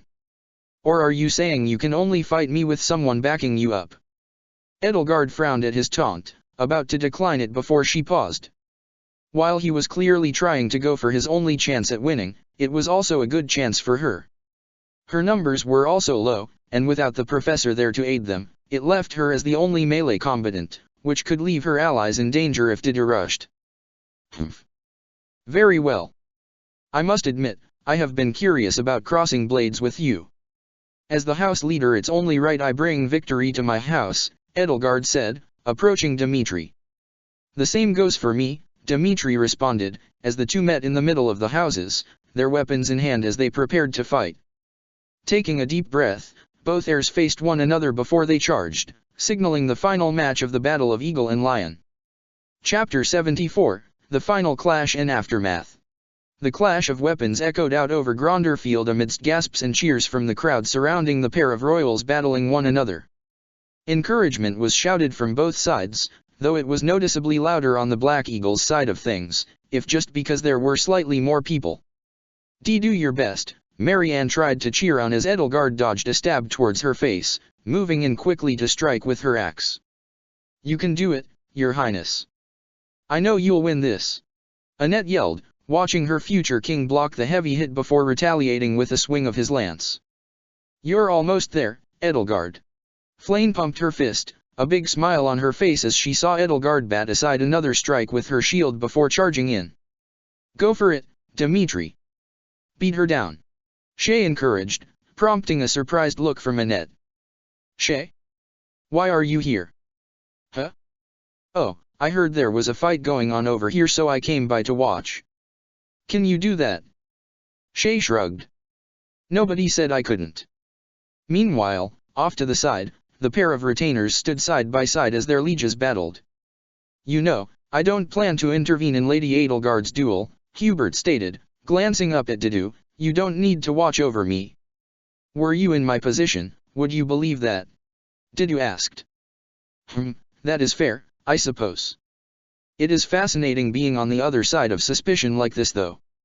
Back to the fight itself, Edelgard blocked more strikes from the Prince of Faerghus, noting how his strength was actually putting dents in her shield. It would be impressive were she not on the other side of it. As it was though, she might need to get a new shield after this battle. From a defensive position, she could study her foe, and it led her to the conclusion that staying on the defense simply wasn't feasible. He wasn't tiring, he was strong enough to potentially break through her defenses entirely, and his longer reach lowered the chance of successful retaliation. So she decided to take a page from her professor's book, starting by throwing her shield at his face when there was a brief lull in his onslaught. Dimitri ducked on instinct, eyes widening at the unexpected move, but he was a trained fighter and he didn't let his distraction last long enough to be taken advantage of, lunging right in and catching Edelgard's axe as she swung in a wider arc than he expected, using one hand and catching the shaft of his spear on the dull blade, pushing it as she closed the gap and, before he could fully piece together what she was doing, driving her fist straight into his stomach. Dmitri choked, spit flying from his mouth as the air was driven from his lungs. He tightened his grip, trying to prevent himself from dropping his spear outright, then winced when he heard the sharp crack of wood as he wound up breaking it instead. With the wood splintering, Edelgard had a free opening to slam her axe into his chest in a blow that knocked him fully off his feet and to the ground with a rough thud, another grunt slipping out as he hit the dirt. "Your Highness!" Annette gasped while Shay let out an annoyed groan. "Dang it! That's twice today the guy I backed lost. That's it, that's the end of the Battle of Eagle and Lion. And the winners are, the Black Eagles." Seath called out, his voice being enhanced to call the battle. "You've certainly gotten quite strong, Edelgard," Dmitri noted, sitting up as he reached a hand up, asking for help to get up. "No need for the praise," Edelgard said, grabbing his wrist to pull him up. "We might have won, but it could have gone the other way if we faced off against one another again. Still, you were quite remarkable." "Not sure how remarkable using sheer numbers can be," Claude chimed in as he walked up, bandaged from his earlier lightning strike. "Really hoping we never have to fight for real." "Yes, that would be regrettable," Dmitri agreed, rubbing his sore chest. "Oh, Shay, were you the one to defeat the professor?" Edelgard asked, pivoting away from that. "Huh? Wait, got taken out?" "I would assume so, since she didn't come once the signal was launched," Edelgard said, neither of the two noticing Claude stiffening for a moment. "Weird. I mean, I guess they might have fought Manuela and the knights she had, but last I remember she still had Dorothea and Caspar aiding her, so I don't think Manuela could have taken her out." About that, in most circumstances, Claude wouldn't have spoken up. Hell, he hadn't before this point out of somewhat foolish hope that things would pass without incident and he wouldn't have any problems.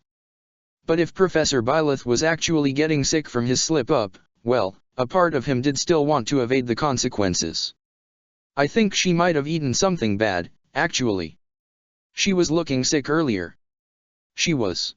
Shay asked, immediately worried, while Edelgard frowned. "When did you see Professor Byleth?" "She was in an entirely different part of the field."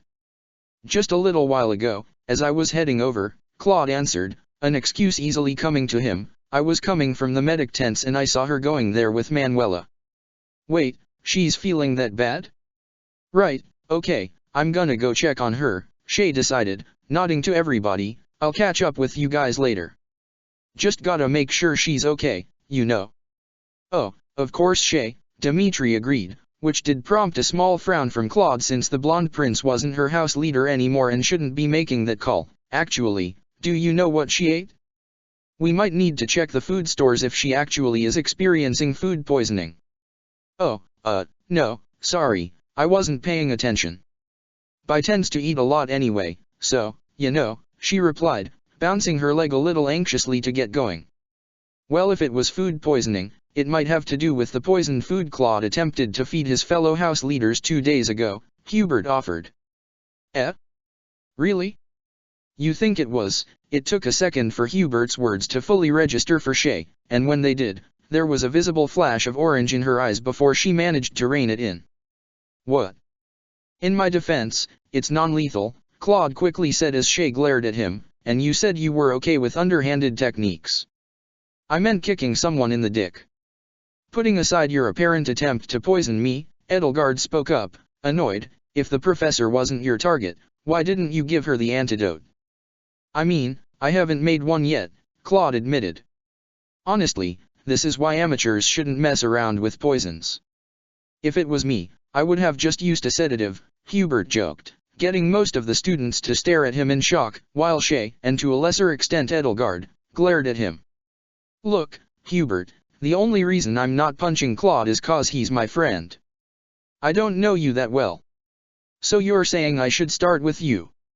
Ha, good luck with that, I made myself immune to poison." "What?"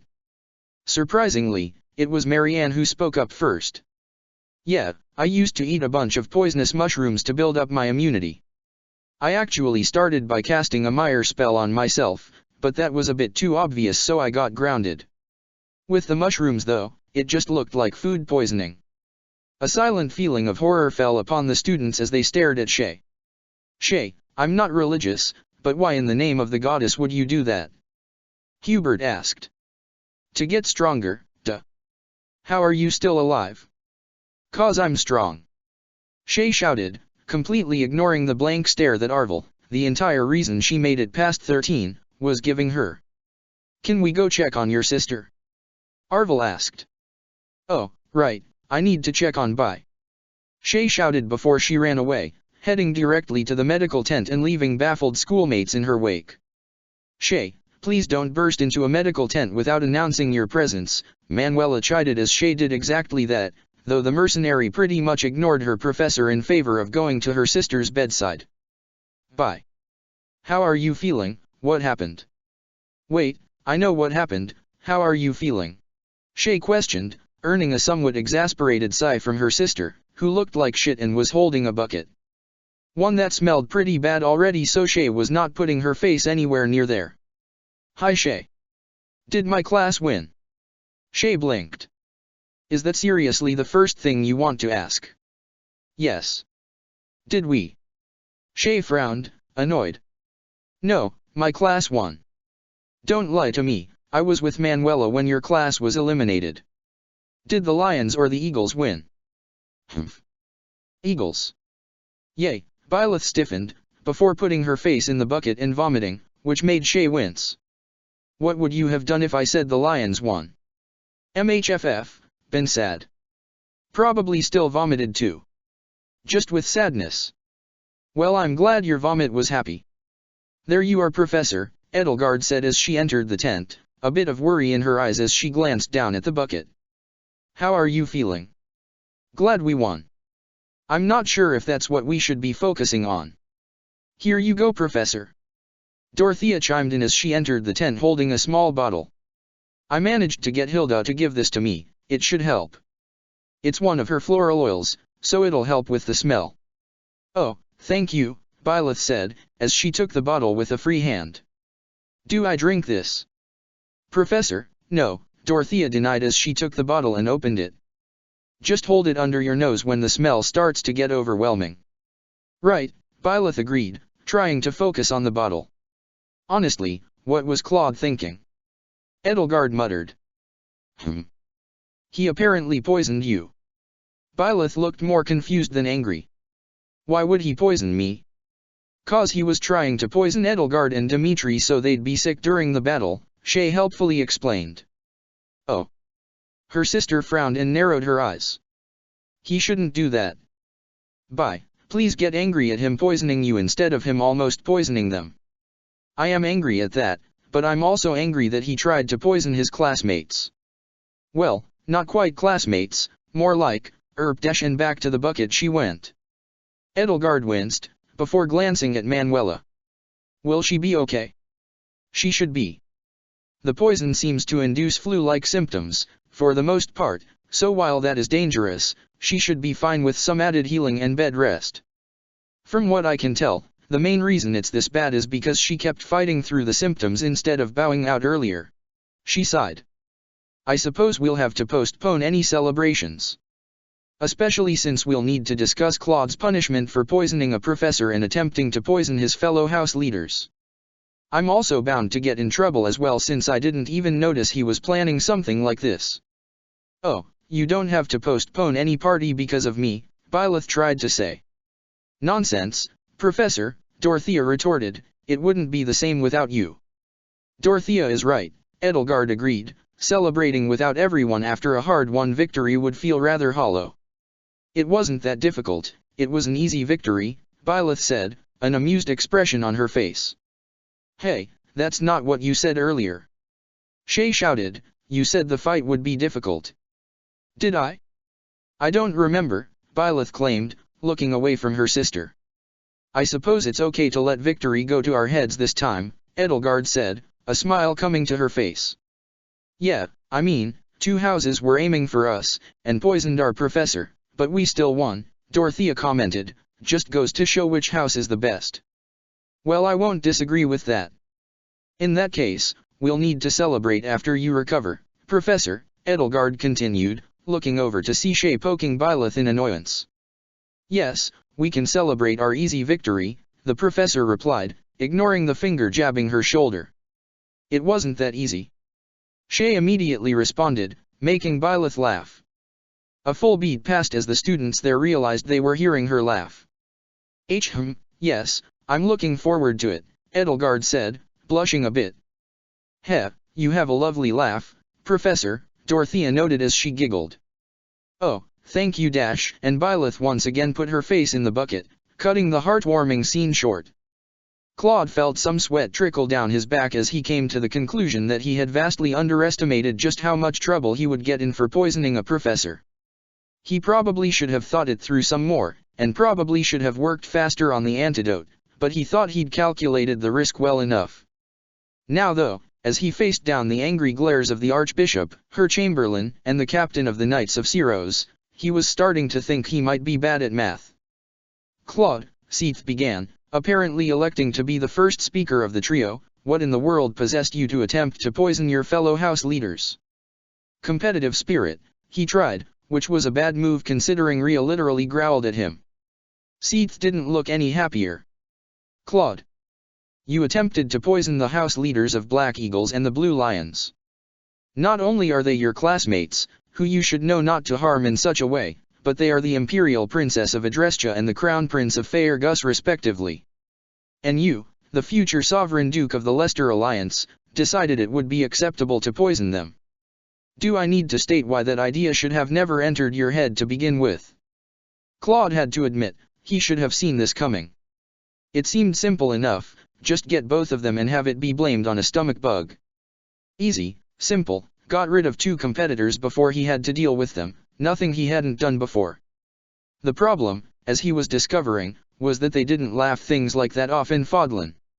I was hoping to get an advantage in the battle. I was told it was supposed to be treated like a real war, so I thought some dishonorable tactics could be allowed. They are not, Rhea stated, her voice low and furious, and Claude found himself reminded that this was the woman who really ran the continent of Fodlan. If you had succeeded, you very well could have started a war between every nation in Fodlan, you stupid boy. He winced at the insult, fighting down the urge to bristle at it. It wasn't.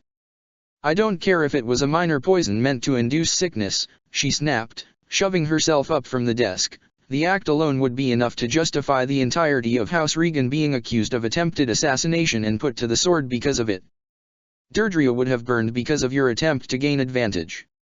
And yet, even as disaster was averted by mere luck alone, you still managed to poison a professor of this academy. She glared at him, and maybe it was a trick of the light, but it seemed like her pupils narrowed. Give me one good reason not to have you expelled from the officers' academy here and now. Claude did the only thing he could think of. He bowed his head. I'm sorry.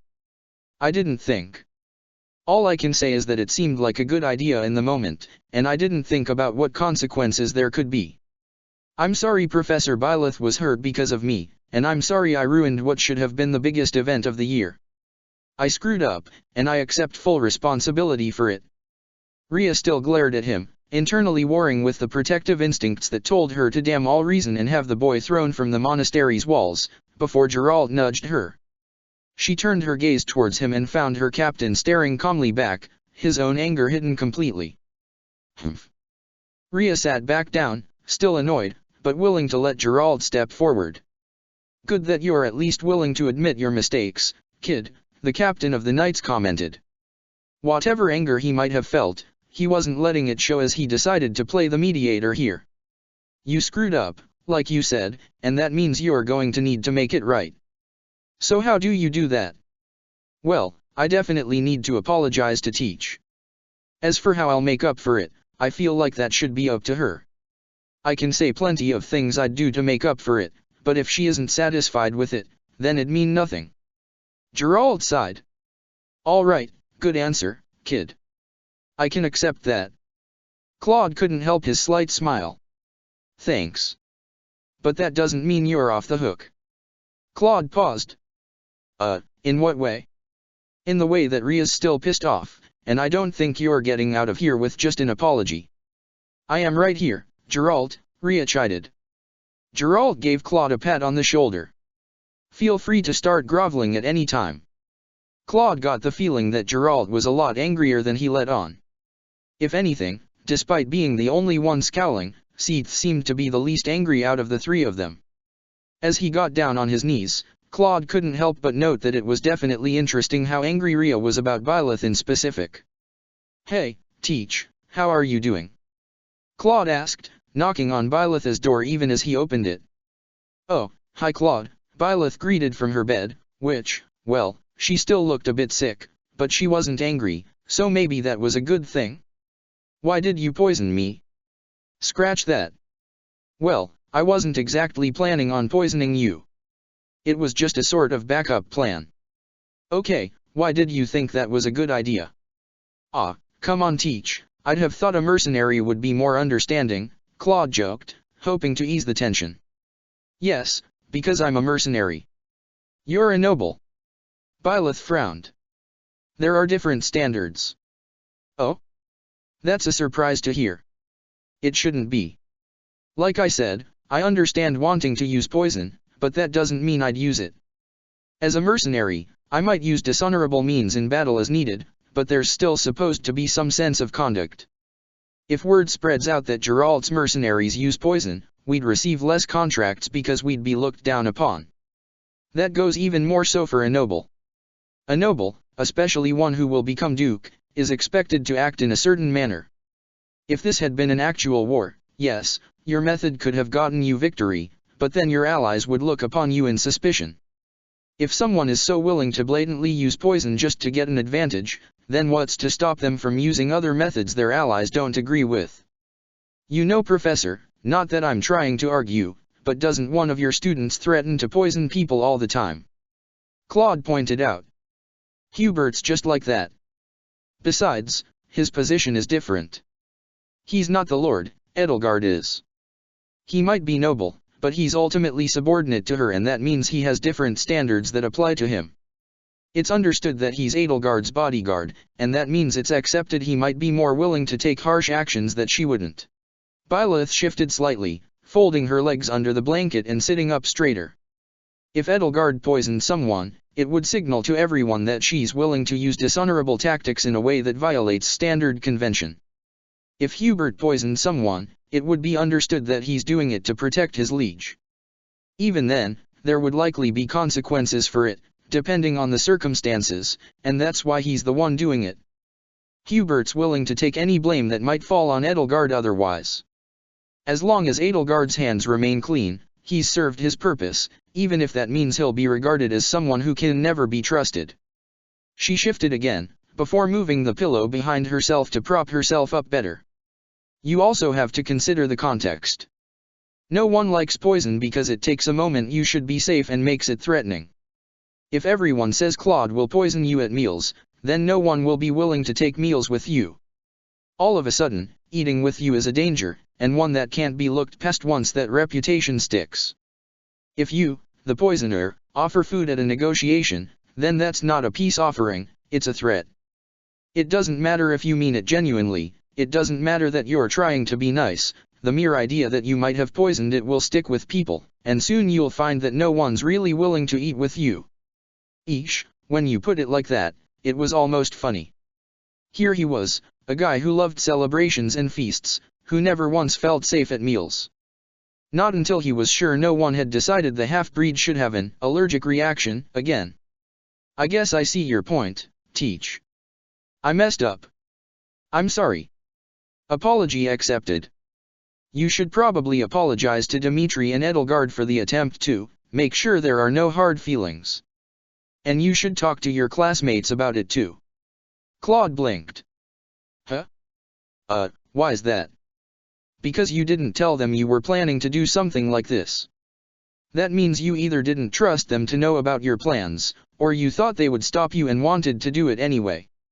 It shows you don't have any confidence in your allies and means now they'll have to worry that you'll make decisions without any input from them at all. That's dangerous for any group, since it means people might start looking to break away from you rather than be associated with someone dishonorable, but it's especially dangerous for you because you are not a prince, you're a noble among other nobles. Dimitri can expect the other lions to follow him because they're loyal to his family. Edelgard can expect the other eagles to follow her because they're loyal to her throne. Their higher positions mean the other nobles are obligated to follow her. Meanwhile, Lawrence, Hilda, and Lysithea are your equals in standing, and Marianne would also be if she hadn't joined my class instead. Was that a subtle dig at him? Add in that Leone, Ignatz, Raphael, and Balthus don't have any reason to be loyal to you unless you are willing to employ them, and a move like this could be taken as proof that you don't trust any of them. That's dangerous. The problem was, he actually didn't trust any of them. He could trust that they'd work with him while their interests aligned, but actually telling them about his plans. Oh, and Cyril's probably going to be mad because Ria's upset with you. Yeah, that sounds about right. Maybe he'll simmer down when I mention part of my way of resolving things involved promising an increase in donations from Regan once I graduate. Byleth blinked. Claude, did you bribe Ria? Yes, he replied, shamelessly, though it's more like she extorted me. I also can't help but notice you didn't bring up Shay there, Teach. Well yeah, she's obviously mad at you. I didn't think I needed to say it. She didn't, but it did kind of hurt to hear her confirm it. Well, not really hurt, it just felt bad. Kind of. The fact that you don't have a black eye or something is probably the best sign that she is willing to forgive you. Also, and this is my personal opinion, I don't think you're good for her. Well, that last bit threw him for a loop, especially with how serious she was. Come on, Teach, there's no need for jokes here. It's not like I was actually trying to date her. No way in hell I'm getting in Lysithea's way. Or Emily's for that matter. They can start going at each other's throats, not me.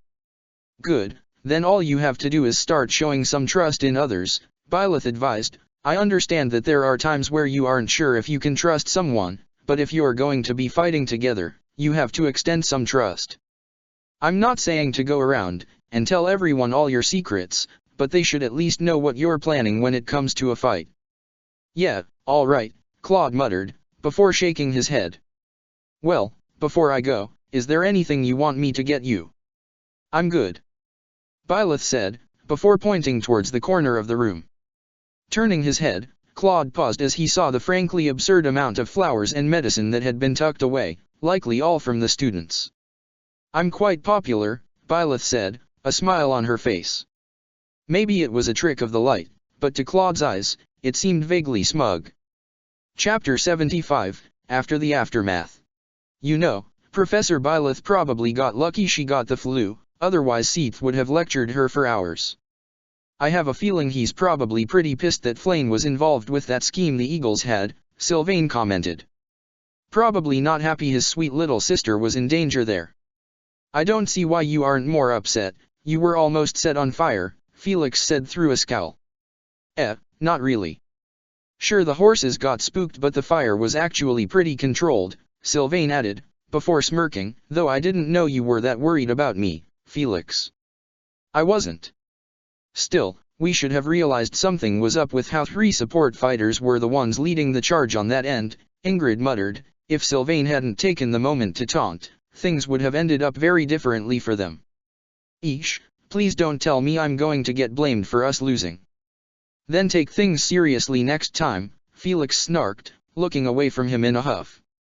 Letting out a sigh, Ingrid leaned back, not wanting to get caught up in Felix's bad mood. Though as she did, she noticed someone she wanted to speak to. Hey, Bernadetta, Ingrid called out to the archer, making the young noble squeak. Why yes? She asked, eyes widening as she saw who was calling her. Sorry for attacking you. There is no need to apologize, Ingrid said, keeping her voice even. I just wanted to talk. I'm a bit surprised about the plan you helped pull off. Were you forced to do so? What? And no. I mean, it was scary, yeah, but Edelgard and Professor asked if I was okay with it, Bernadetta explained, forcing herself not to run away under the blonde's scrutiny. Really? Then that was all acting. Oh, and not at all.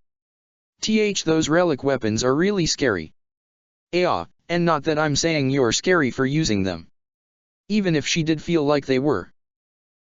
I see, Ingrid noted, before letting out a sigh. Regardless, it's our loss. I'll make sure to learn from this experience. Are you saying you're gonna come after me for revenge? Bernadetta squeaked out, before running away. Forgive me. Shaking her head, Ingrid decided not to think about that right now. In the training grounds, the sound of wood impacting cloth sounded out as Ash struck a wooden dummy with a spear. The young man had a frown on his face as he stabbed forward, remembering how he wasn't able to do anything in the battle to help his teammates or even take out one of their opponents. Feeling frustrated, the former thief vowed to get stronger. Oh, I didn't expect to find someone here. Blinking at the sudden voice, he looked over to see Ignatz walking into the training grounds. I hope you don't mind if I join you. Oh, I don't, Ash replied, pausing in his own training. I didn't think anyone else would come by here. Well, I wasn't planning on coming here earlier, but I wasn't much use in the battle, so I was hoping to get a bit of training in. Right, I can understand that. Ash laughed a little, scratching at his head. I've been trying to be a knight, but I don't know if it's going that well. Oh, really? Well, I think I'm much the same, actually, Ignatz admitted. I'm here to become a knight for the sake of my family, but, well, I guess I can't help but feel a little useless right now. Useless? Yes, it's rough to admit it, but I'm not sure I really have a place here, even aside from the fact that I'm a commoner among nobles. Everyone else in my class is just so impressive. Even the other commoners, Raphael, Leonie, and certainly Shay, they're all just so much better than me at fighting. I don't have muscles like Raphael, I'm not much better at a bow than Leonie, and I'm certainly not a one-man army like Shay. He sighed, smiling ruefully. I guess all I have to do is try to get better at what I can do, right? Yeah, I know that feeling. I'm good with picking locks, but that skill doesn't really help in combat, Ash admitted with a sigh. Well, I'm sure you can still become strong enough to be a grand knight. Thanks for saying that, Ash said with a smile, before pausing. Do you want to train together? Oh, are you okay with that? Well, if we're going to be here commiserating together, we might as well do it while training, right? Aha, I can see the logic there, Ignatz agreed as he smiled. In that case, I hope I don't drag you down. Lady Edelgard, you wished to speak with me? Ferdinand asked upon entering the house leader's room. Yes, please close the door behind you, Edelgard said, pushing herself up from her desk. Of course. He responded with a smile as he did as she requested. To what do I owe the pleasure? Ferdinand, what did you mean by what I went through during the battle against Claude? She asked, getting the noble to falter for a moment. Well, clearly it was wrong of him to use any fear of an opponent during combat to get them to drop their guard. That's not what I meant, Edelgard said, her tone sharp. Do you know what happened to me? His smile twisting into a frown, Ferdinand sighed. Yes, I know what my father did to you. How long have you known? A few months after your uncle had passed away, he admitted, his hands clenched into fists. I was going to ask my father if we could visit you, when I chanced upon a meeting he was having with a suspicious individual named Myson. I wasn't able to catch all the details, but I heard them talking about the experiments they did to you. And why didn't you say anything? Because I couldn't believe it. My father, the man I idolized, how could I believe he would do that to children? Ferdinand asked through a strained expression. But, the more I thought about it, the more I saw how different you were. I tried to search for evidence, but either my father hid it well, or he destroyed what evidence there was. Is that why you coddle me then? It was the only way I could think to make it up to you. I don't need to be coddled, Ferdinand, Edelgard stated, standing at her full height, and somehow making the taller noble feel small. What happened has already happened. I don't need to be protected from something I already survived. Then what was I supposed to do? The more I dug, the more I found out how many crimes my father had committed. Yet I was unable to find enough evidence of any of them to prove, if at the very least I can make sure nothing happens to you again, then dash. I'm not a child, I don't need a caretaker, Edelgard interrupted him. If you want to make up for it, then treat me with respect. You know, it is oddly amusing. Back when you were announced to be the heir, I couldn't help but scoff at the idea. Edelgard, of all people becoming the emperor? That child who would never separate herself from her older sisters or mother. I was even planning on taking it upon myself to challenge you, to see if you were worthy of being emperor, but you went through all that, and still you remain so strong. Ferdinand muttered, his eyes downcast. If I am to ensure no one is to go through something like that again, then I cannot be weak. An emperor does not need a nanny. You're right. My apologies, Edelgard. Thank you, Edelgard responded, her eyes softening after a moment. If you are to be my shield, I expect honesty. He looked up, surprise flashing in his eyes. You would still have me. Despite your eccentricities, you are still a valuable ally, Ferdinand. I swear that I will help you make your father see justice for what he has done. Though perhaps we should clear the air with Hubert first. He has had many things to say about you trying to be my retainer. Humph, well, I have several things to say about him as well, Ferdinand replied, settling back on familiar ground. The retainer of an emperor should not skulk about like he does. Please don't start arguing with him. Edelgard requested, letting out a sigh and hoping the headache she felt coming didn't actually arrive. I can't believe we lost, Lysithea muttered, angrily staring at the tome she was reading, until she heard someone knock on her door. What? She called out, annoyance clear in her voice. I brought some sweet buns, Shay called out from the other side. Figured we can have a snack before the feast later. Marching up to the door, Lysithea pulled it open, snatched the plate of buns from Shay, and tried to close the door. Hey. Wait a moment. Shay said, managing to stop the physically weaker girl from closing the door on her. Shut up, I don't want to talk to you right now. But I do. Shay said, managing to get into the room. Ugh, you know, if it wasn't for you, we would have won, Lysithea complained, frowning as she took the plate of sweet buns for herself. Okay, a bit harsh, but winning that fight didn't matter as much as making sure you were fine. Why did you try to use Thyrsus? Don't you know what happens if you try to use a relic weapon without the right crest? Of course I do. Then why did you try to risk yourself like that? The fight wasn't serious enough to do something like that. I wasn't risking myself. Lysithea snapped back before she bit down on a sweet bun. Look, I don't know if you've seen what happens to someone if they use a relic weapon, but I did. That thing would have turned you into a monster. I have a crest of Gloucester. Lysithea shouted. Shay blinked. Huh?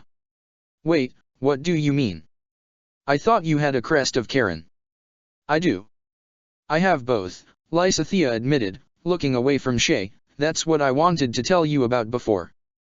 The reason I'm so naturally inclined to dark magic is the same reason I have two crests. Ah, do you want to talk about it? Shay asked, trying to speak softly. Humph, back when HRYM tried to revolt, my family tried to assist them. We were punished for it and the Empire sent several people to keep an eye on us. Frowning, Lysithea took another bite from the sweet bun. Among them were several mages who experimented on us. The end result was that I gained a second crest, but even that was considered a failure to them. What do you mean? My body was left weakened. I was never the strongest person beforehand, but I was left far weaker, and I likely won't live past my 20th, if I can even reach that. What? Shay asked, feeling her blood run cold.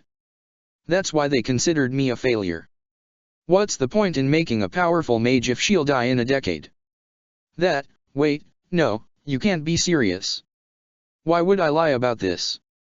Lysithea screamed at her. This is something I've lived with since I was young. There is nothing I can do about it. I don't know if it was those people in specific who captured you, but I am certain they worked with whoever did it. I will never forget their sickly pale skin. There has to be something that we can do. Shay said, not wanting to think about her friend dying. I mean, you can't have tried everything. I did. Nothing my family could find could remove this crest they put in me. Lysithea shouted back. I've accepted my fate, so now all I can do is make sure my family is okay once I'm gone. Well, I haven't accepted it, Shay shouted with genuine distress in her voice. Lysithea stiffened, before glowering at her. Why do you care so much? I'm not good with people I know dying. So I just don't think about it. But that's always been after they died. What am I supposed to do when someone I know tells me they're dying? Shay asked, her frown staying. I don't want you to leave. I like being around you. Sure, you might be harsh sometimes, but that's just a part of you. And knowing that one day that might just be gone. That won't change anything. Like I said, my family has already tried dash. Then I'll find something, I swear. Grasping her hands, Shay looked directly at Lysithea. I know I'm not the smartest, but I'll do whatever I can to find a way to help you. So don't give up on life just yet. It's not that simple. I don't care if it isn't. I'm not going to give up, so you shouldn't. So you better be ready to live a long life, 'cause I'm gonna make sure you do. Lysithea felt herself wavering for a moment as an emotion she hadn't felt for a long time welled up in her chest. Was she really feeling hopeful right now? She couldn't afford to think like that. But something about Shay made her want to believe her. Fine. I suppose we may as well try, though I am not sure what you think you can do. Oh. I know about the people that did this. Kind of. I know they're from some place called Agartha and Rhea knows about them. Lysithea blinked. What? Wait, what? Yeah, it's a whole thing. Here, let me explain. Rhea told me not to tell anybody, but I think this is more important, Shay said, looking around as if she was worried someone might pop out. After that thing with Tamash, Byleth, and I talked with Rhea. She didn't outright say anything, but she seemed to know about them. So the church probably has to have something about them. Would they? There's a chance they might. Are you okay with me telling Byleth about this? Rhea seems to like her a lot, so we might have a chance to learn more about them if we have Byleth ask her. Lysithea stared at her for a moment, not sure if she could dare to hope, but I'll trust you. If you think she can help, then okay. Thanks. Grinning widely, Shay pulled Lysithea into a hug. I'll get back to you as soon as I can. Shay said, getting up as she got ready to leave. But don't forget the feast. Even if you live a long life, you gotta make sure to live it to your fullest. Watching the young mercenary run out, Lysithea could only stare after her as she felt her heart thumping in her chest. Idiot, she mumbled to herself, her face turning pink. Byleth was feeling pretty good, all things considered. Sure, she'd been poisoned not that long ago, but it passed pretty quickly and she'd gotten so many well wishes, she honestly felt like it was a pretty fair deal. Seriously? Don't be happy that you were poisoned. Suthies complained, sounding annoyed as Byleth walked along towards the dining hall, where the students and faculty were finally going to celebrate their victory/losses at the Battle of Eagle and Lion. Well, it wasn't so much that they were celebrating losses as it was they were celebrating doing their best, but also Byleth was going to celebrate the fact that everyone else lost while her class won. You are a truly ridiculous child. Speaking of children, are you really willing to simply leave things as they are? That Regan boy poisoned you, and yet he'll see no punishment for it at all. He's being punished.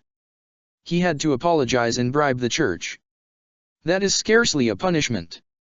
You would think they would seek further retribution, rather than simply pretending your ailment was a simple stomach flu. Byleth shrugged. I don't care about punishment. It's better that he learned and won't do it again. Would you have said the same if one of your students had been poisoned? If Claude had poisoned one of them, I would have punched him. Why must I be stuck with a self-sacrificing fool? I'm not self-sacrificing.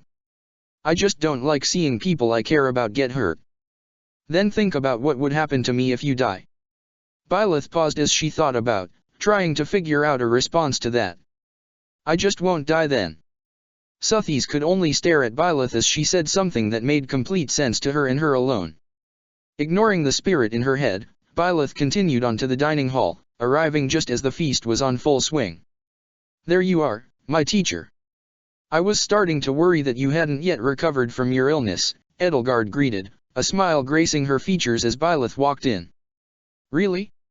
I was starting to think it was something else, Claude said, noticing them. Guess she isn't mad about being used in a sacrifice squad. Suthies made an offended noise. He hasn't learned anything. How many times do I have to say this? It wasn't called a sacrifice squad, Edelgard complained, equally annoyed at his phrasing. Well, you do have to admit if something had gone awry, 2 squads of your classmates, as well as your professor, would have been taken out, Dimitri noted. I was completely confident in all their skills to be able to accomplish the mission, Edelgard said, before smirking. Besides, at least I didn't knock out my own professor by tackling them. I was just trying to keep Hanneman safe. Hey! Let the professor hang out with the rest of us. Casper shouted, managing to squeeze through the house leaders and grab Byleth's arm to pull her towards everyone else. Ah, come on big bro, you can't pull a girl like that, Dorothea teased, almost making Casper stumble. I am having trouble understanding. Casper is smaller than you, why are you calling him big? Pretty sure she's just messing with him, Petra, Happy explained. Oh, I see, it is friendly banter. Come now my attendant. It is time for you to lavish praise upon us, especially to me, as my reconnaissance was paramount to our victory. Constance stated, letting out a laugh as she did. I'd prefer being allowed to leave this feast so I can nap, Lindhart muttered. Come now Lindhart, where's your sense of camaraderie? Ferdinand asked. Perhaps he is simply tired from actually helping in the battle? Unlike a certain someone, he didn't end up getting his weapons pulled out of his hand, Hubert mocked, smirking, even as his tone wasn't as sharp. What was I supposed to do? Ingrid dived down right at me. Bernadetta squeaked, misunderstanding where the jab was aimed. And no, you did wonderfully, Bernadetta, Marianne reassured, trying to calm down the archer. Everyone did great. Flane cheered, the green-haired girl smiling widely. I never thought joining a class would be as fun as it is, and I'm glad I joined the Black Eagles. Smiling, Byleth couldn't help but feel the swell of joy as she looked upon her students. All of you were incredible. You've come so far since I first met you, and I'm sure all of you will go even further. With that, she approached her students and began to give them all a pat on the head, making the students get a bit flustered at the praise. Now come on, let's enjoy Dash. Byleth. We need to talk. Blinking as she heard her sister call her by her full name, the professor felt her hand grab before she got dragged away. Shay. Sorry, this is important. She shouted as she ended up dragging her all the way to her room. What's going on? Byleth asked, a bit worried. Okay, this is important. Lysithea and I really need your help, Shay said, sounding completely serious. What do you need? You saw how Lysithea tried to use Thyrsus, right? Shay asked, getting Byleth to nod. She has a crest of Gloucester, along with the crest of Karen. What? Byleth had to hold herself back from asking, like Edelgard. Yeah, those guys who tried to take Flane and me were behind it. That's not the important thing though, we need your help to see if Rhea can tell us anything about them. Can I ask why? She asked, wanting to help but also wanting to know why Shay seemed so desperate. Whatever they did to her, apparently it'll kill her. As far as she's aware, she doesn't even think she'll be alive in 5 years. What? Byleth asked, feeling her own blood run cold as her mind flashed to Edelgard. We gotta do something to help her. So please. Okay, just give me a bit, I need to talk with someone first, Byleth said, leaving her room as her own mind raced. Why hadn't Edelgard mentioned that? Did she not know, or did she not want her to worry? Gritting her teeth, Byleth felt an unpleasant rage she hadn't felt in a long while swell up again. Whoever these Agarthans were, they were going to pay. Check the description for the links to the author.